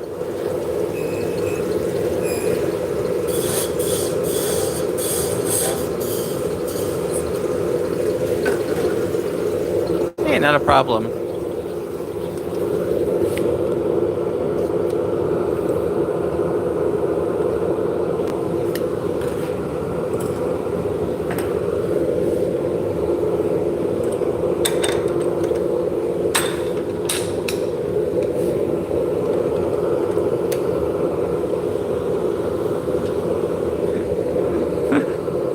Well, there you go. You just...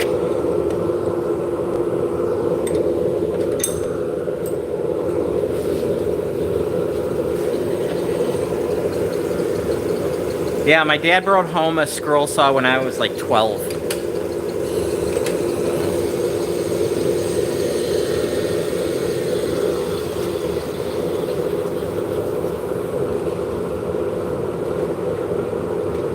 So this is the last project video we did on the YouTube page. I'm gonna try to get into a fall craft show. So now, you know, I'm gonna start making a bunch of Christmas and Halloween stuff, which the video did not perform very well. You know, this video would have performed much better around Christmas time. But if you're building stuff to sell at a market, you need to have it ahead of time.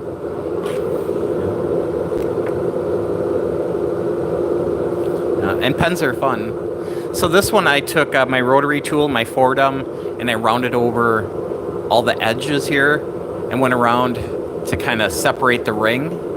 So if you look at it with this one looks way more three-dimensional.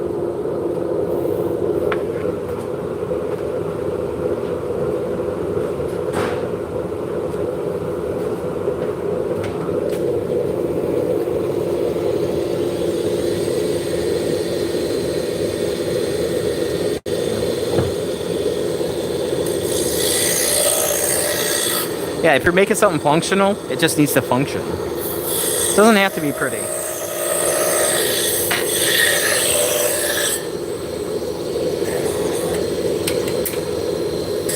I have no qualms about making stuff and putting pocket screws in it rather than cutting dovetails. Yeah, no issues there.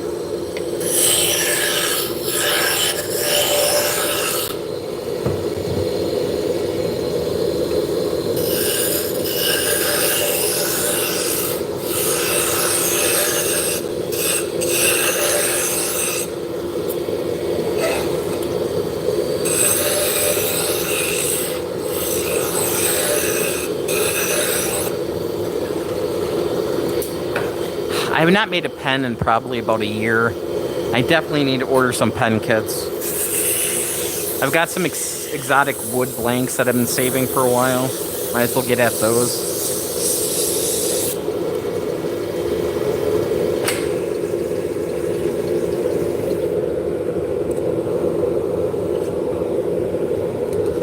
Yeah, yeah.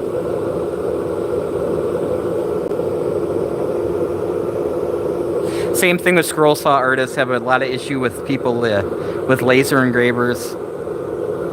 I do both.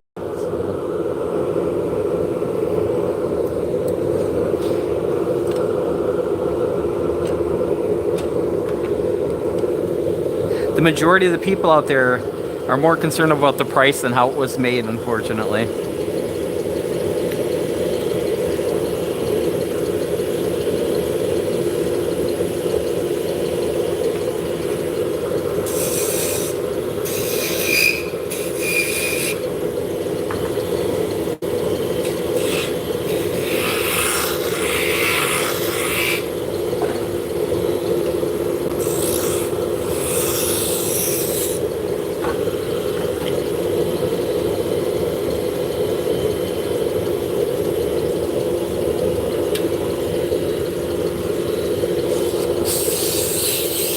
That makes sense.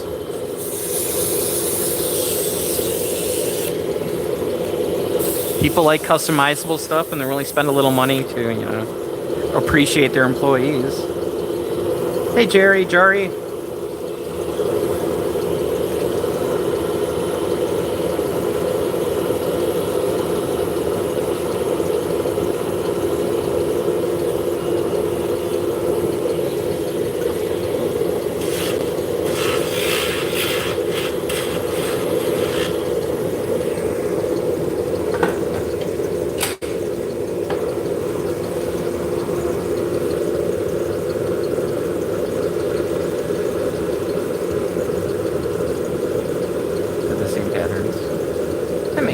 Hey, Sus, how's it going? So, yeah, for these, you know, I'm laser engraving on the top here. So I got an X tool S1, so it's able to probe and map out this curve. So it stays in focus. And then I have some other ones I laser engrave the sides as well. Just decoration stuff.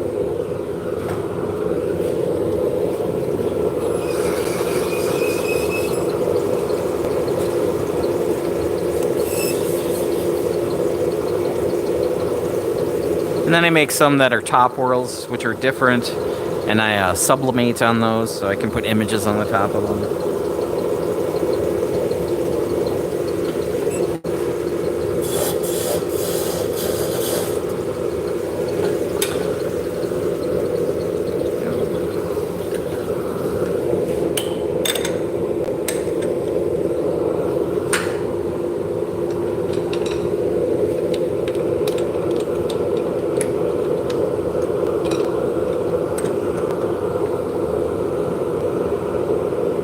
I used to make like wedding signs, but I discovered that brides are insane, so I pretty much stopped with that.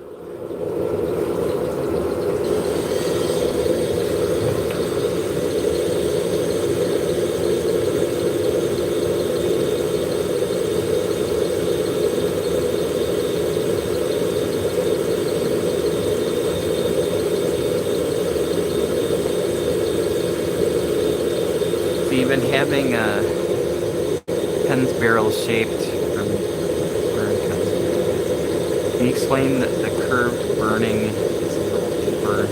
I've been making customized pens barrel shaped for burn consistency. They're too round.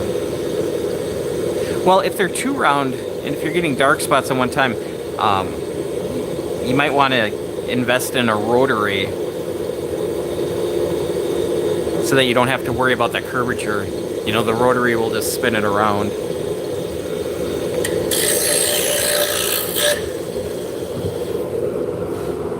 Yeah, so for like these, it's not a big deal because it's a big flatbed. You know, that probe measures this. But if you're burning on something cylindrical, you'd almost need a rotary to turn it.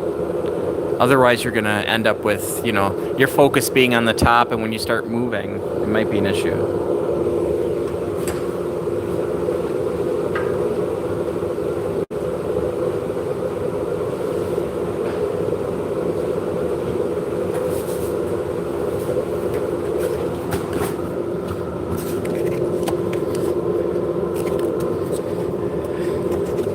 There we go. So as you can tell, I don't use my rotary very often, but I have it. And it works with two different lasers I have. So, might be something worth looking into. You know, 20 watt is plenty of power for engraving on a pen. I mean, I get lovely stuff off of 5 watt.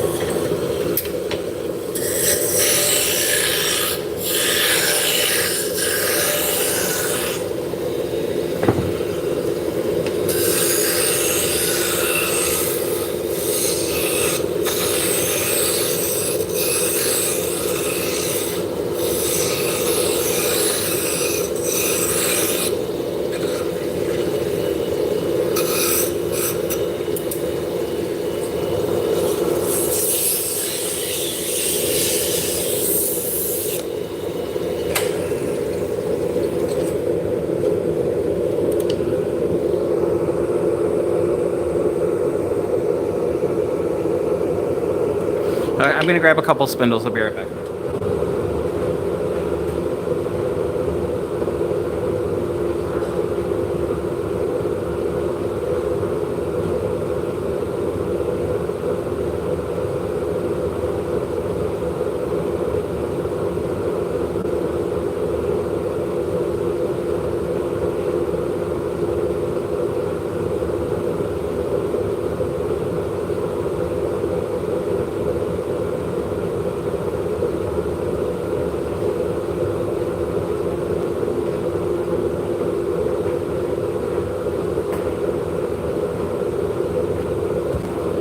So these are the top rolls I make. So this is Baltic birch. So it's 2 layers. It's a 6 mil and a 3 mil, and then I glue them together. The reason for that is to get the majority of the weight on the rim so they spin longer. But yeah, as far as laser engraving goes, so this is all cut out with a laser, and then I can put images on. You know, same thing. This one's shaped a little bit different, and it is cord on the lathe. And then as far as sublimating goes, so it wasn't as dusty. So I laser engraved the sublimation material, and then so this is what they look like before that goes in. So it's almost like a dry erase board that you could sublimate on. So I think it's pretty neat.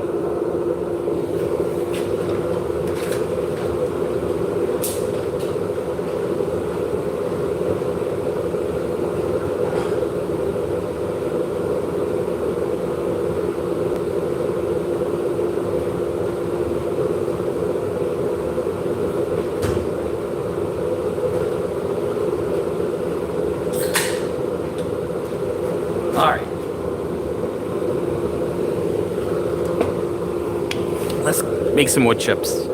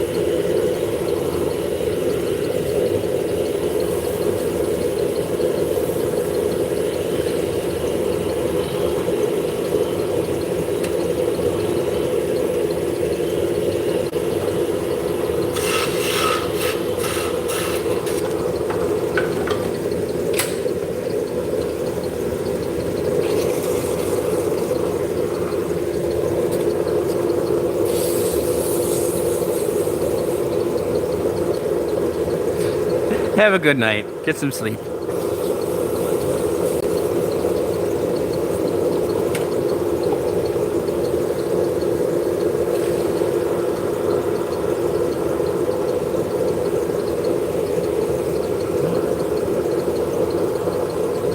And yeah, my name is Snyder, so I'm well, before we came to America it was Snyder, so very Dutch. Have a great night.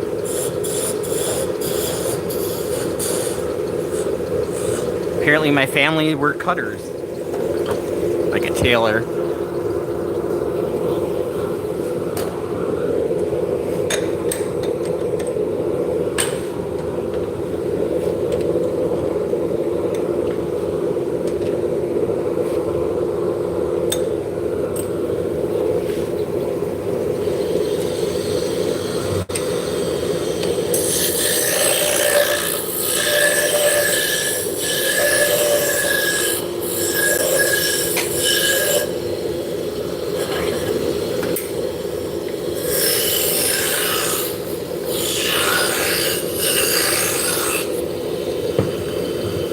I think I've been doing too much talking and not enough working.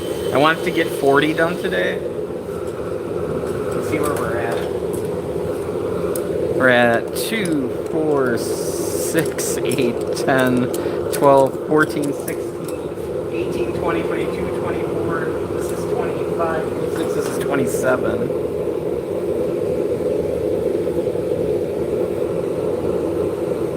Hello, Raphael. How's it going? I was currently talking about wanting to get 40 done today, and I only got 25 done today.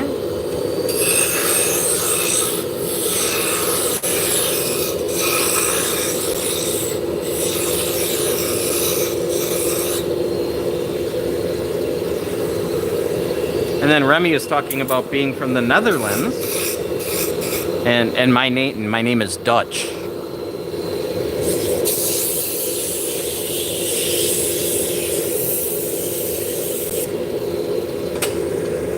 Hello, Indonesia.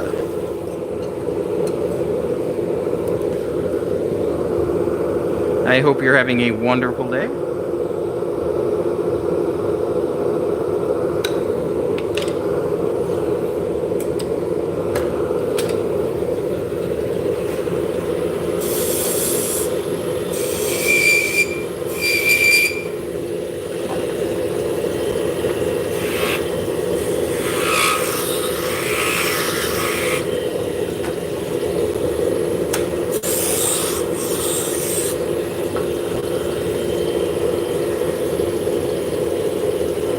It's 4 a.m. It's 5 p.m. here. Wow. Did you just wake up or you haven't gone to bed yet? I used to work nights.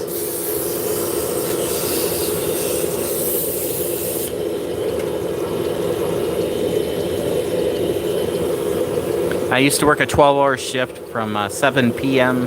to 7 a.m.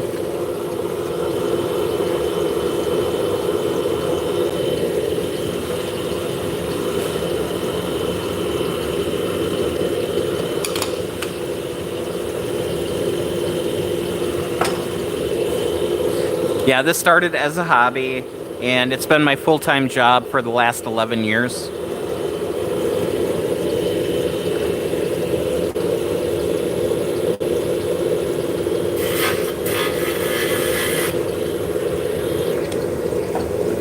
So prior to this, I was making other woodworking items, and one of my friends asked to make a spindle. Then I kind of fell in love with spinning, so...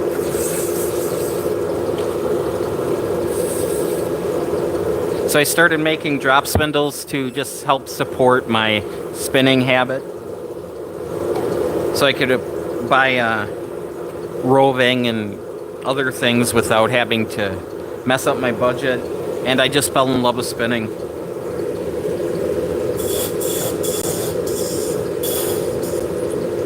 The factory that I was working at had a bunch of layoffs, so I decided to try this full time, and I've been doing it ever since. I'm in America. I'm in the state of Wisconsin.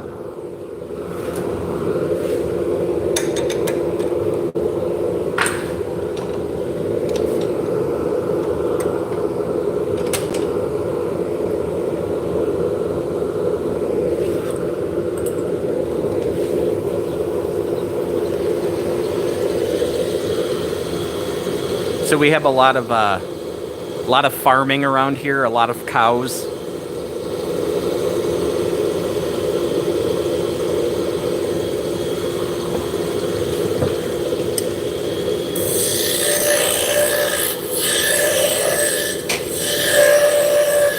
Yep, this is hard maple.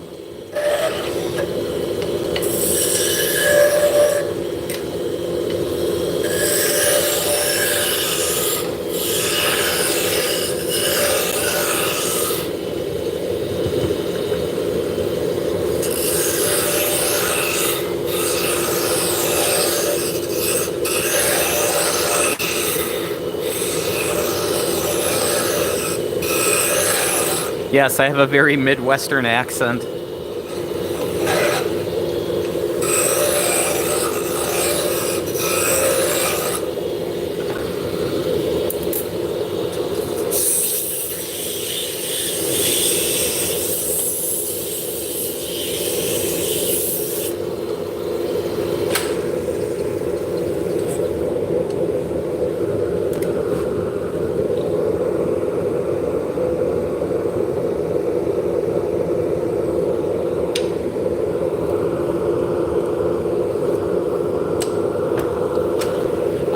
Yeah, when I first started,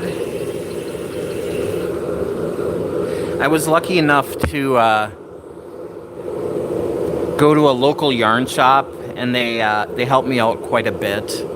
But yeah, so I started selling at festivals, in other people's booths, just kind of sharing spaces. A lot of word of mouth. And I was selling online. I've had an Etsy shop. Well, this one started in 2013. And then I got my own website on top of that.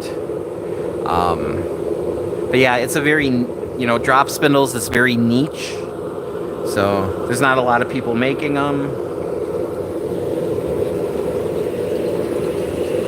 And yeah, it just kind of snowballed from there.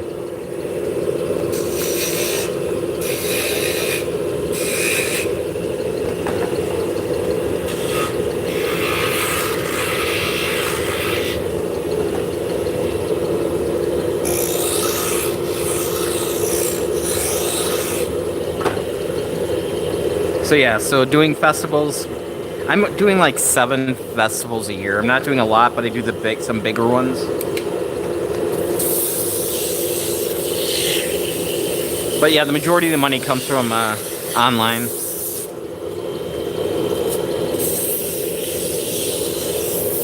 I do very limited wholesaling these days. When I first started, I did a lot of wholesaling to a lot of different yarn shops. But I've kept like maybe a dozen wholesalers, and I just don't take wholesaling anymore.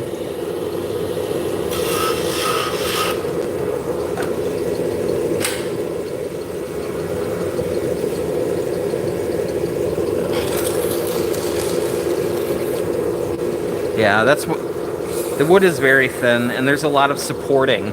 I'm doing a lot of supporting the wood, because if I didn't, they wouldn't turn out.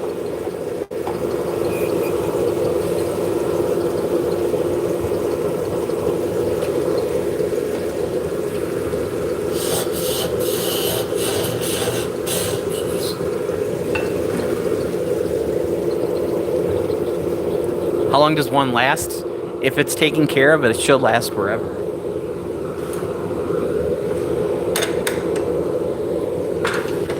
But here's the deal. So it's not a disposable item. It's not something that people are going to have to buy over and over again. But the people who like them collect them. So, I make a whole bunch of different sizes, so people will order different sizes depending on what yarn they're spinning.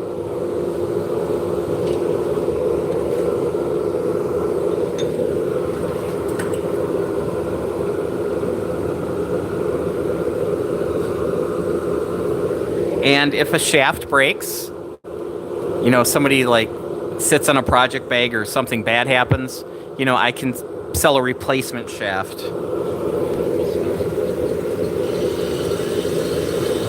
Hello, Angela. How's it going?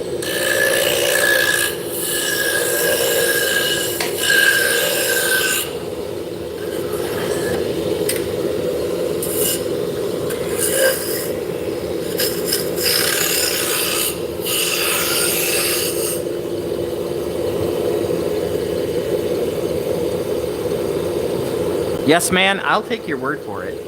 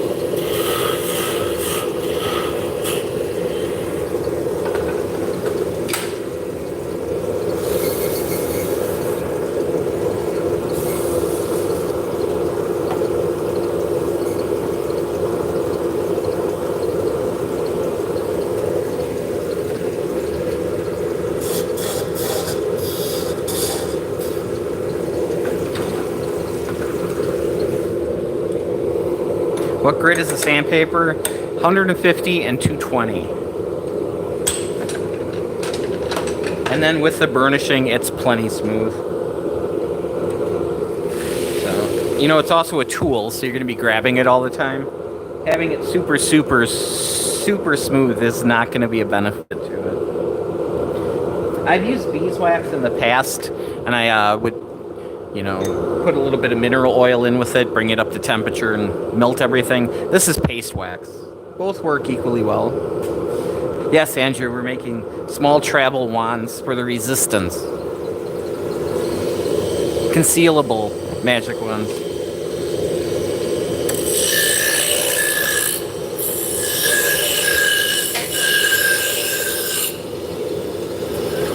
Yeah, we're making drop spindles for spinning yarn.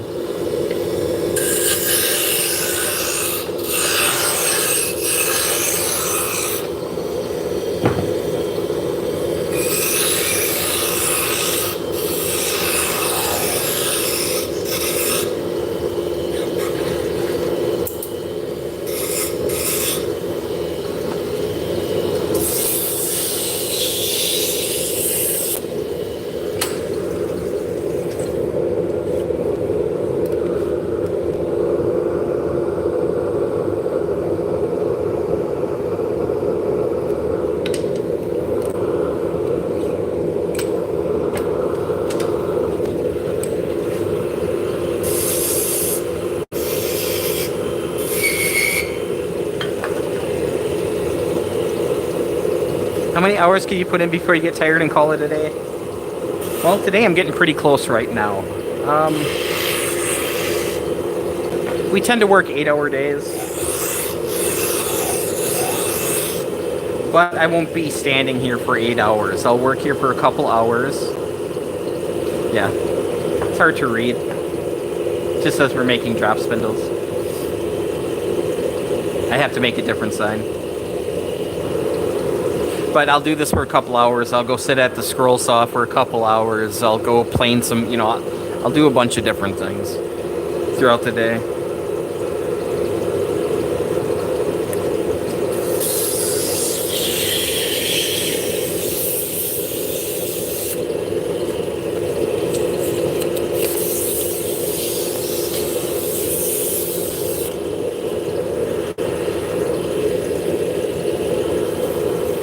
So it's kind of nice, you know, I make my own hours so I can work as long as I want to. So we are about 9 weeks away from our next show. Yeah, me and my girlfriend both do this.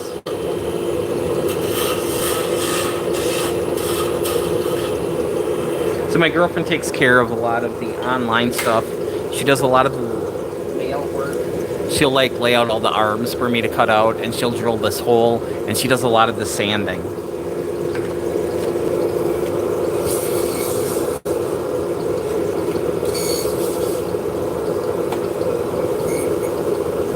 So it's a team, it's a family effort.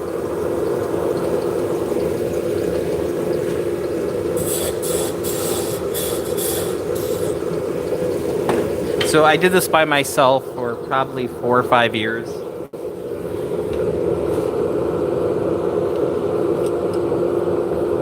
Sure. For making these, it's pretty simple. So we make the shafts on the lathe. So we turn the shafts on the lathe. Now, as far as the arms go, I cut them out on the scroll saw. Now, to get the wood to this diameter, I will buy rough wood. I will plane it. And we can also use a drum sander, depending on the grain on it, to get it down to the correct width. And then as far as sanding goes, I'm a big fan of the flap sanders.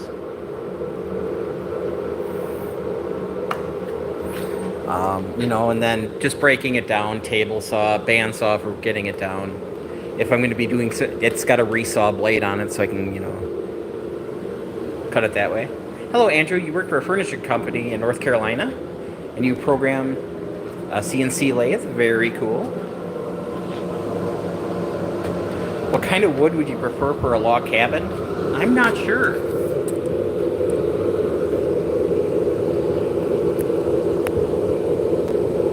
I am not a log cabin maker. Hey, thank you, Andrew.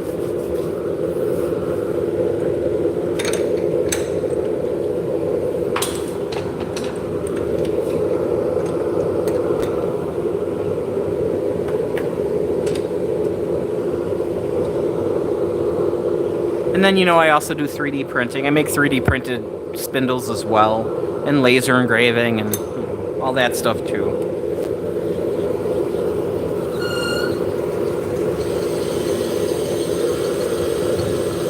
It is a Supermax 1632.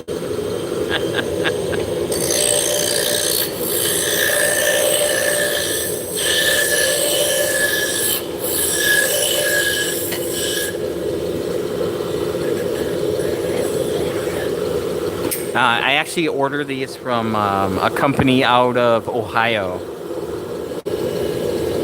So for many, many, many, many years, I would go to the mill and I'd buy 8/4-inch hard maple and then resaw it into squares like this and then turn those squares. But honestly, buying the hard maple doweling, I ordered a little bit oversized so I can true it up. It just makes so much less waste.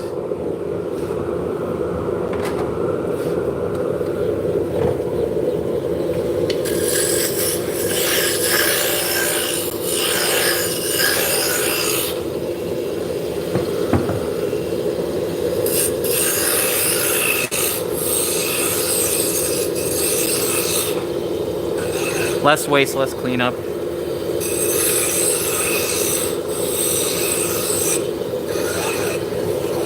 And it fits in the margins. I mean, these are like 12 cents more than buying the wood and cutting it down. But I don't have to spend all that time cutting it down. So.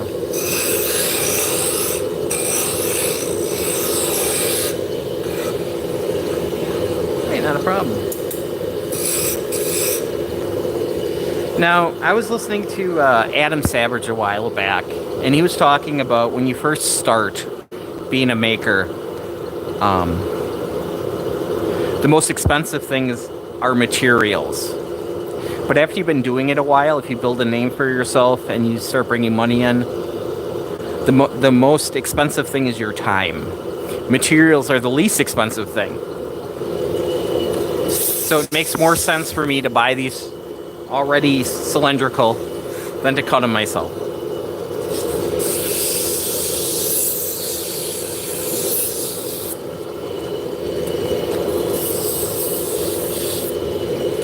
So I also make Scottish spindles. Now they start out with 8 1/4-inch hard maple, right?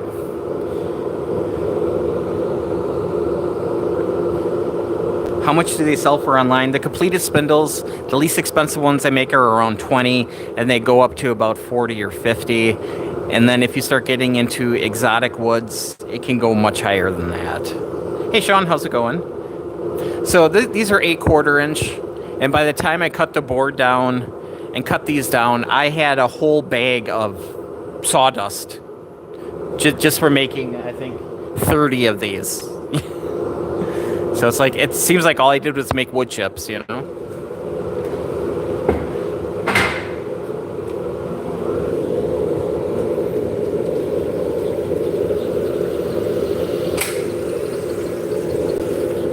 And I really don't do the pricing anymore. The shafts by themselves, I believe, are between $5 and $10 each.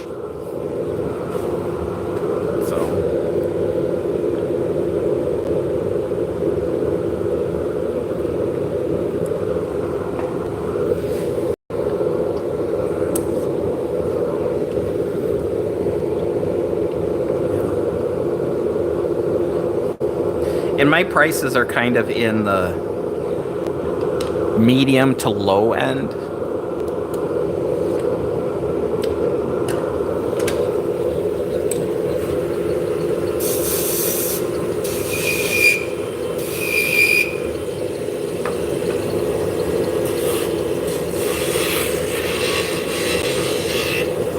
I was told a long time ago that, I should really double my prices. And even if I sell half as much, I'm making the same amount of money. What else do I make? Basically, I make a lot of spindles and fiber tools.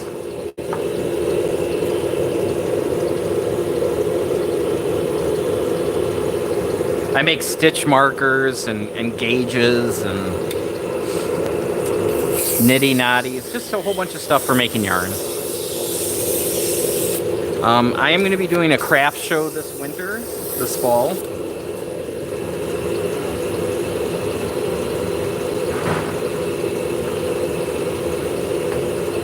So I'm also making a bunch of like scroll saw decorator kind of holiday stuff as well.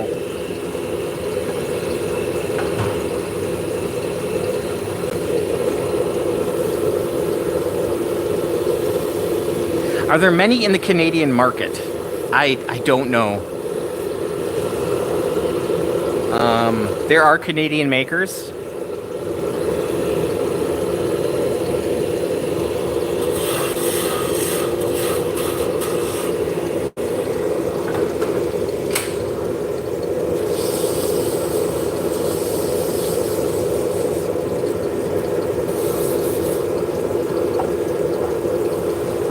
Well, the problem with that is they're still being made new, so they do hold their value.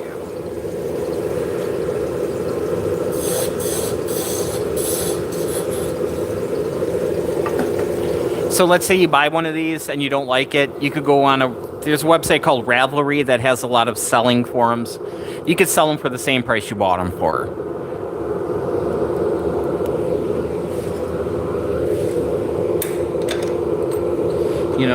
Maybe they'll be worth more money after I'm dead. We'll see. What's my favorite wood? Oh, that's kind of hard. One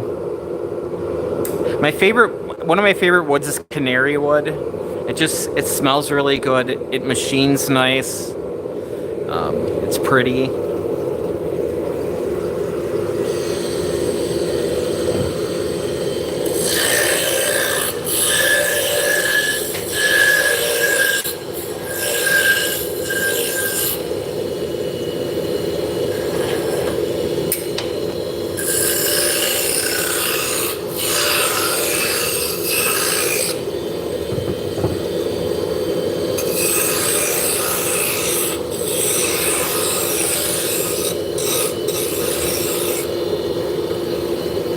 Oh yeah, I'll grab it. Let me go grab a finished one.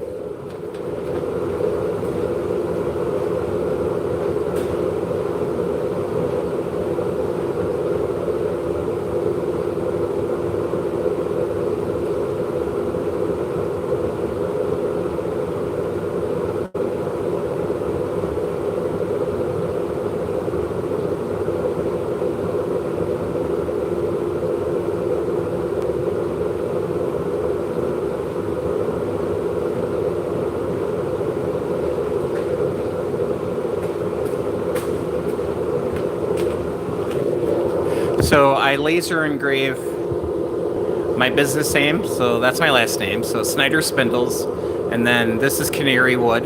So I have the wood type, and then I also laser engrave the weight of the spindle in freedom units and in metric. So,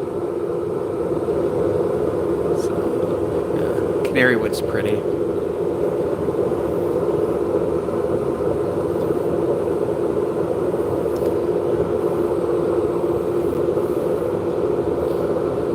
You have to be a little bit more specific. What finger?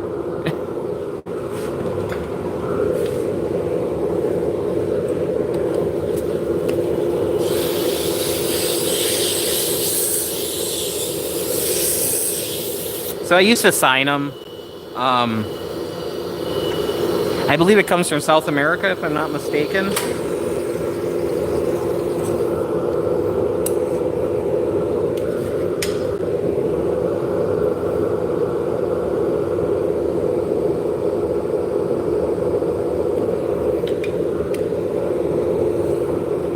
Yeah, I used to sign the bottoms with like a paint pen, but you know, eventually it'll wear off over time. So laser engraving, make sure it stays there.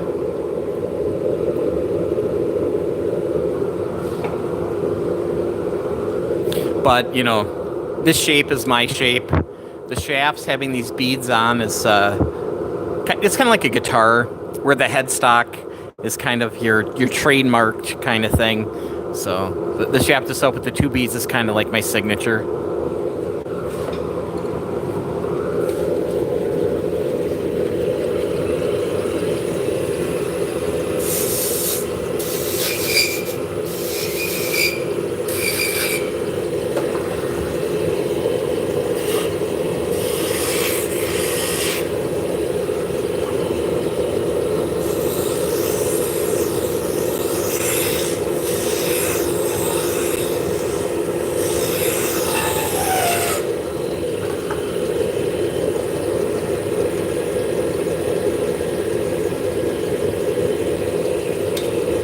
Yeah, as far as the domestic woods I use, the majority of them are hard maple, walnut, and cherry, and then we get a bunch.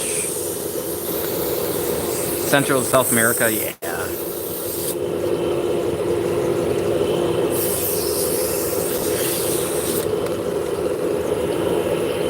And we do a bunch of exotics. We live by a mill. It's about a half hour away, and they carry a lot of exotic woods. So.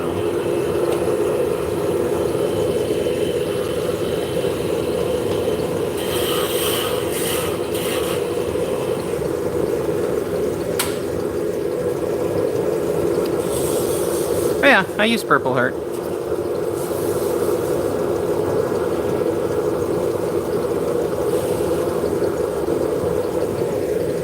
Well, let's see what we have in stock right now. See if we got any Purple Heart on this table. Oh yeah. So we got Purple Heart, Yellow Heart.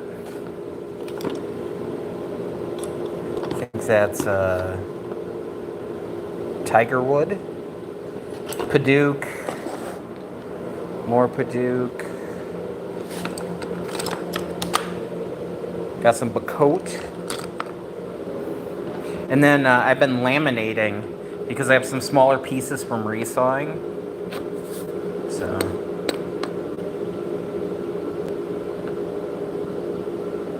So we got Tiger Maple on the inside, the outside is Paduke.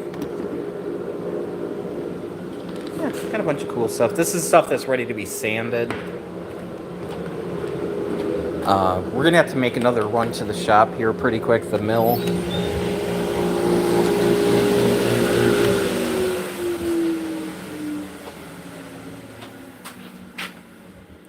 So we got some honey locust down there, red heart, bacote, purple heart, leopard wood. This is white wange. This is the first time we've gotten it. It's very pretty. Bolivian rosewood, aromatic cedar, Paduke. That's a genuine mahogany up there. And then the lighting's bad down here, but we got some tiger maple. Got some ash, some more purple heart.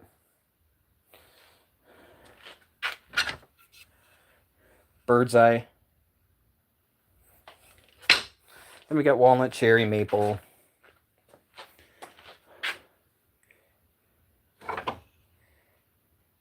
Imbugia? I don't even know. So this here, this stuff here, I have a huge issue with. Somebody gifted me this. So these were rejects from a marimba factory. And this wood is endangered. It's grown in plantations. And they have paperwork to prove that it's grown in plantations for making marimbas. So this is the rejected stuff because this one had a knot or the sound quality wasn't right. But I can't prove that this wasn't harvested legally. So here it sits because I can't legally sell it.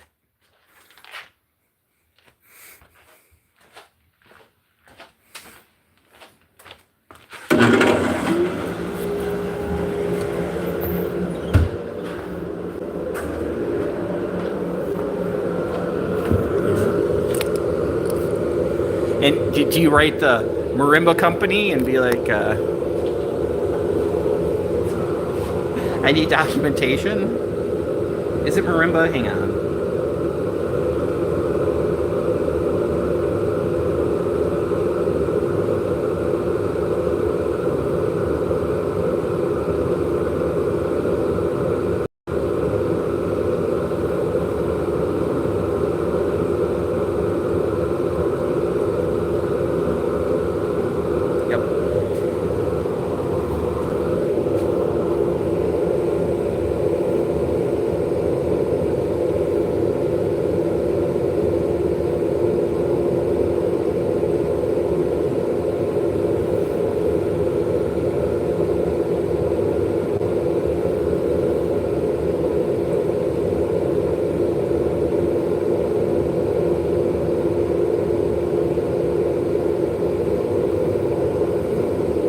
Yeah, it's a rosewood. I would have to look it up.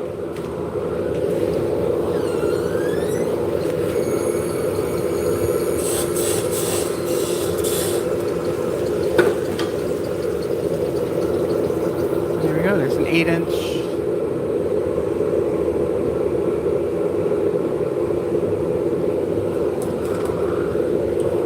So we're kind of trying to go through our woods and use up what we have before we get more. So that's why our stock is kind of limited right now.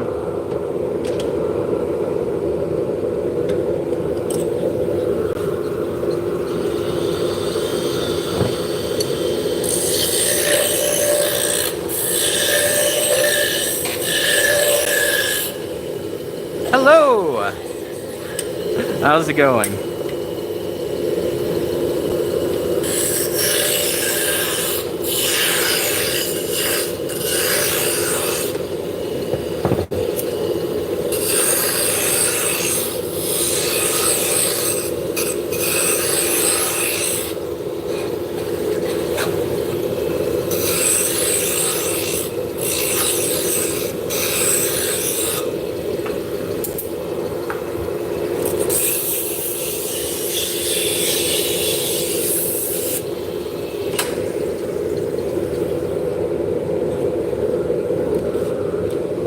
So yeah, the whole making it with Scott thing was way funnier when I made the channel.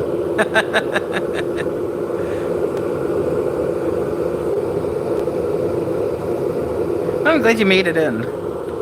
I got about 20 minutes left, and then I'm gonna call it a stream, go home and make some dinner.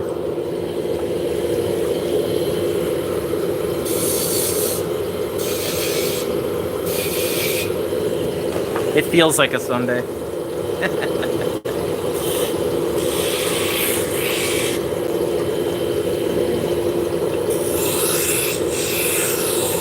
I had high hopes. Yesterday we came in here for maybe an hour.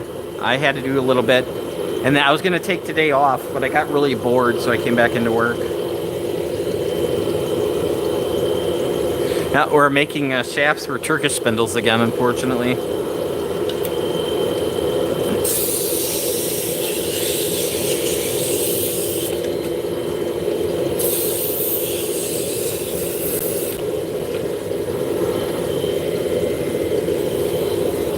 Yeah. Awesome. I'm glad you liked it.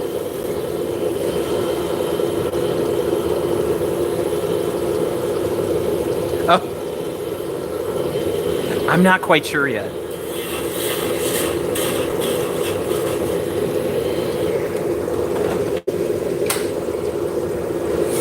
I think I'm gonna have to stop at the grocery store.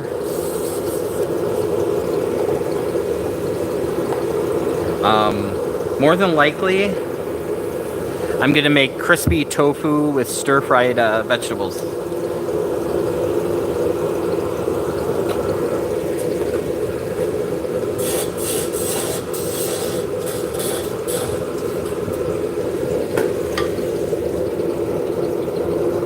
And on the lathe, we're making shafts for Turkish spindles. Tofu doesn't really work with the lathe.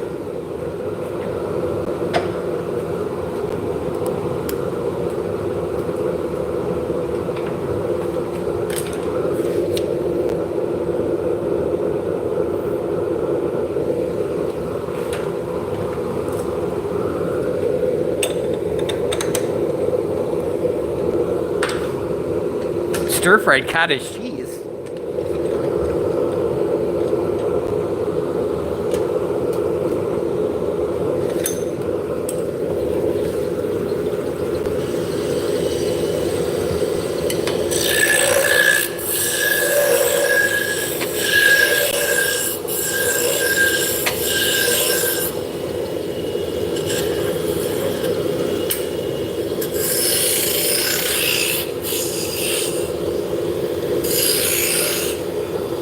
I've been trying to cut down on my my meat intake.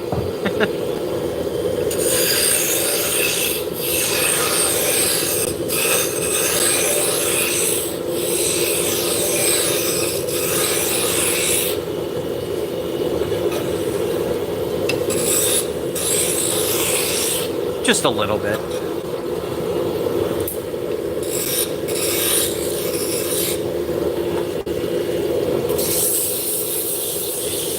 I need to make a tofu press is what I need to make.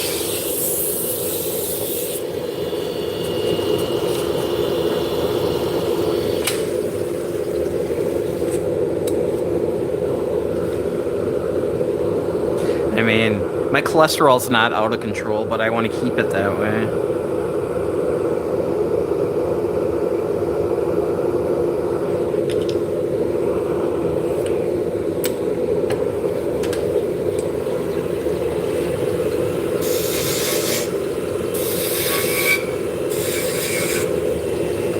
Hello, welcome in.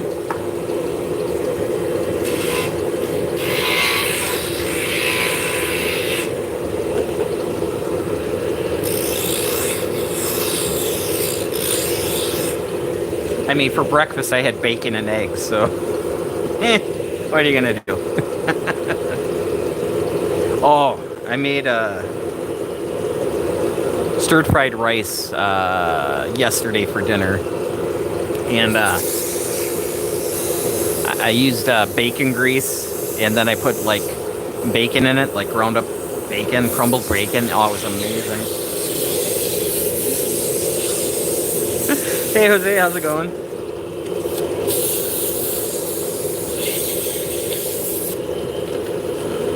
Yeah, we've been really kind of addicted to jasmine rice lately. just has such a good texture and it's not as sticky. It is a lazy meal.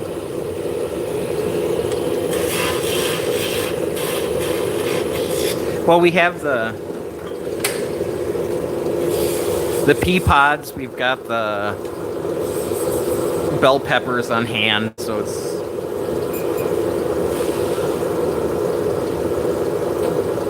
kind of makes sense to use it up.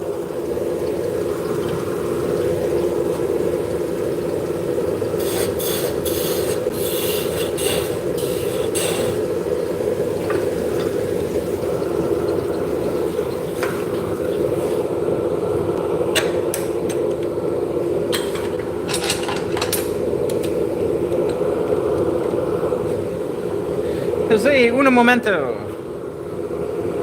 Yo soy stupido gringo, but I do have the computers.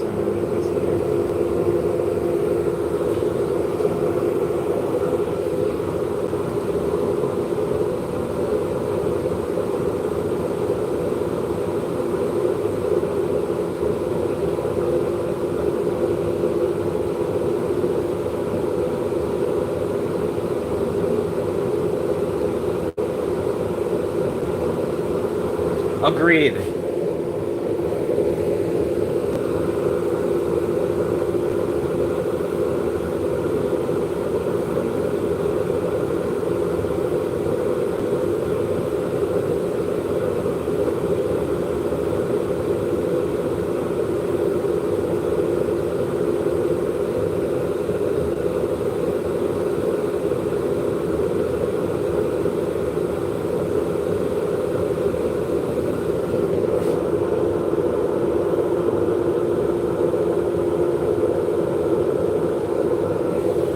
Yep, so this tin here is where I keep my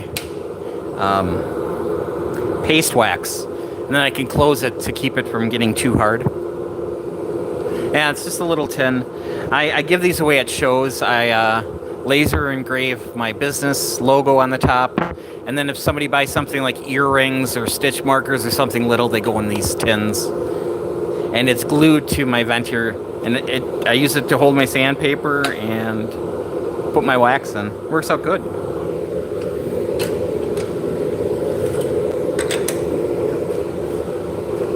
Yeah, it's paste wax.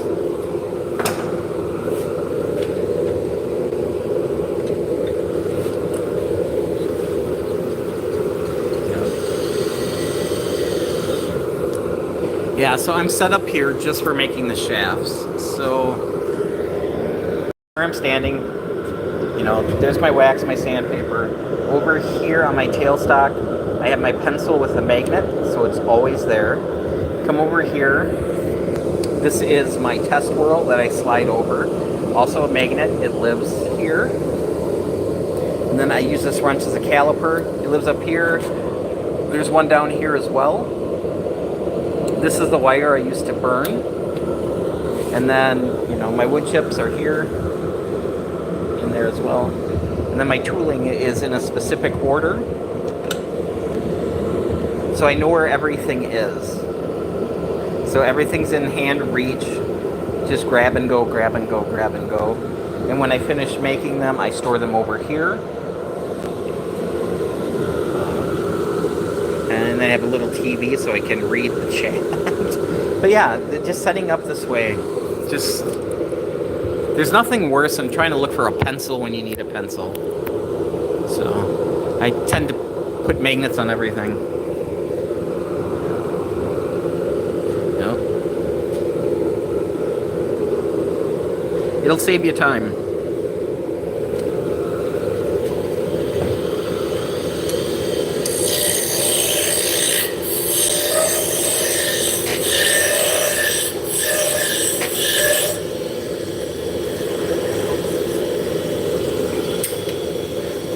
Well, Nightwalker, that's because 90% of the time that's what I'm doing.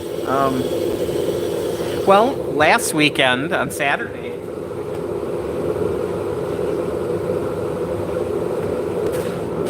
we cut these out on the live stream. So that was a couple hours of fun, I guess.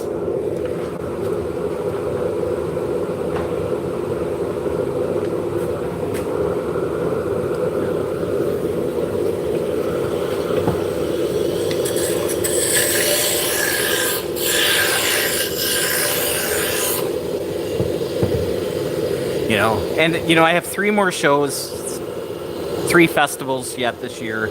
So we're trying to build up inventory for those, as well as the website and wholesale orders. So, yeah.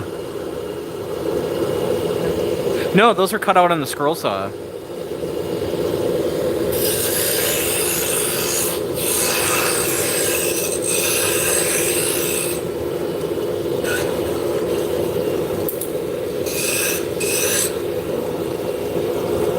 Cutting them out on the laser would have saved me a lot of effort. Thank you.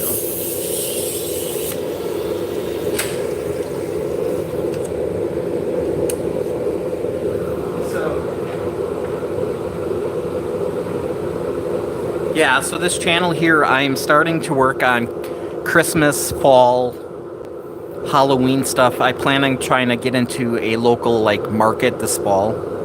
Yeah, so this one cut on the scroll saw, and then I took my rotary tool. I have a Fordham, and I rounded over the edges here, and then I kind of angled it in to try to make this ring kind of pop out. So it's just 2 layers.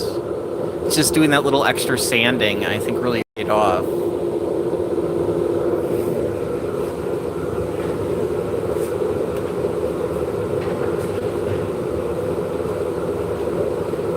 Yeah, I do a lot of, like, just not really wooden sculptures, a lot of signage, that kind of thing.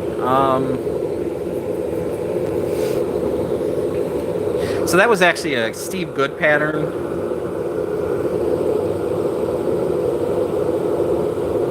So I do design a lot of my own patterns, but sometimes it's just easier to find one. Well, I need the Christmas stuff done and ready to go, you know, because, you know, September-ish, you know, you get into September and you have to have stuff ready for the holidays.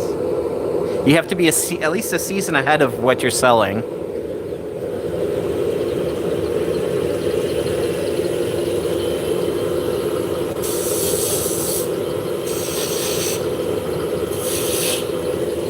So I thought it'd be kind of fun to do a whole bunch of holiday things with this channel and then take it to a show and show setting up for the show and how the whole thing kind of works together. We work at a golf course and it's called Bear on the Mountain. It's named after my dad who just passed away on the 30th. Sorry to hear that. You do something like your boss like it? Sure.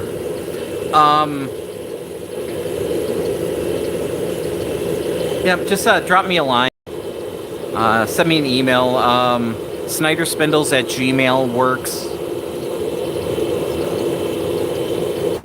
Yeah.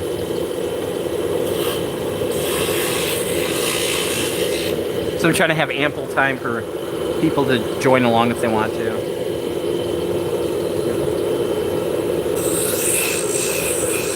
And we should be able to figure something out.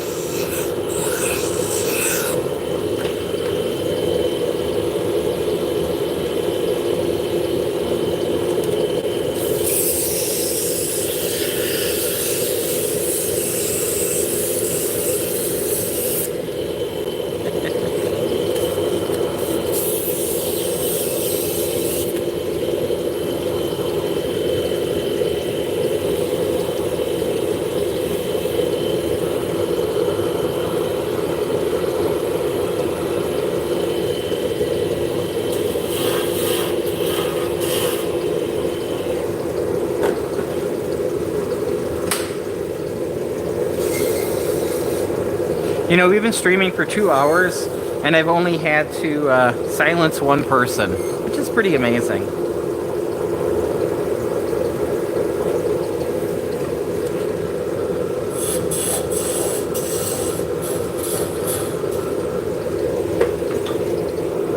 Which I think is worse than getting kicked out of the room, not being able to interact with it.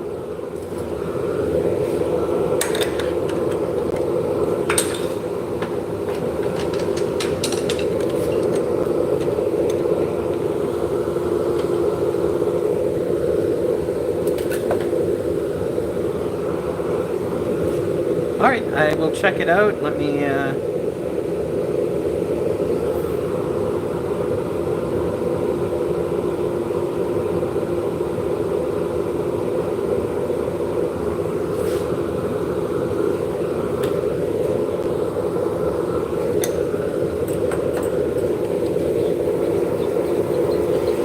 I actually went to college in Michigan.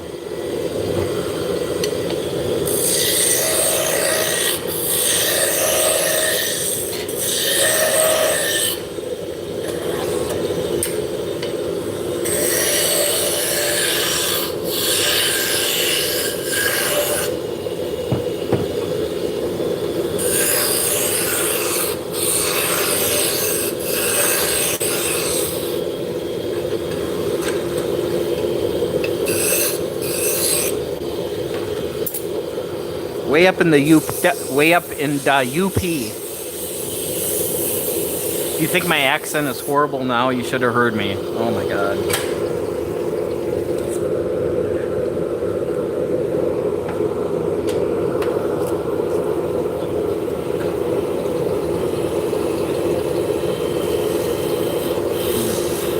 Yeah, I'm really not.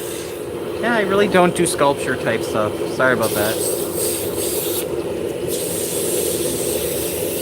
Oh man. Well, I hope your dog's alright.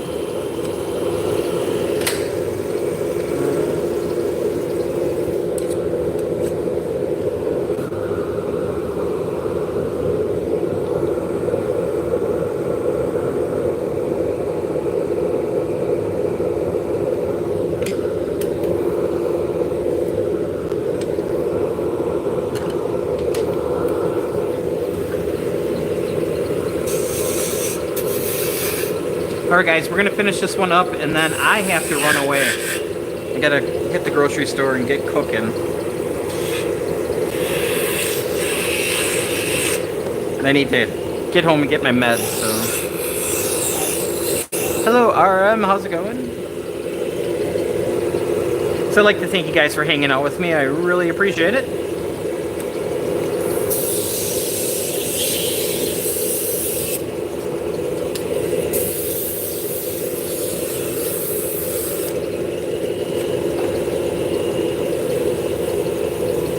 Why's my wife not cooking? She does the majority of the cooking.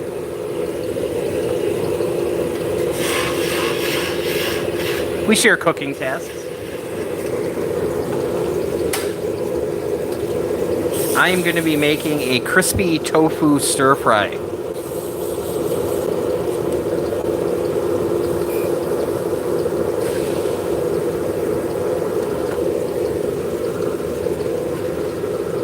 I even do my own laundry. It's amazing. It's a team effort, man.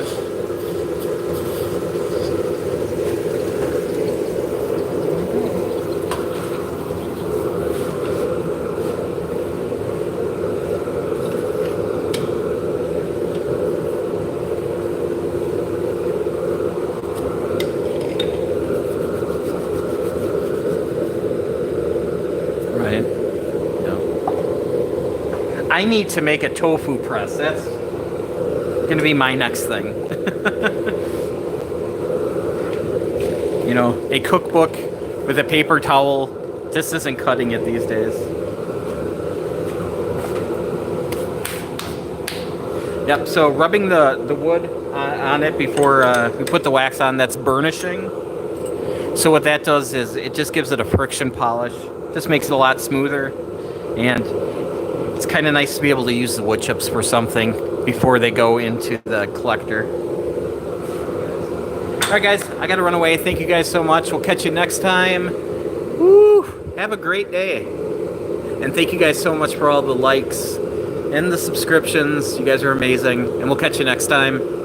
TTFN.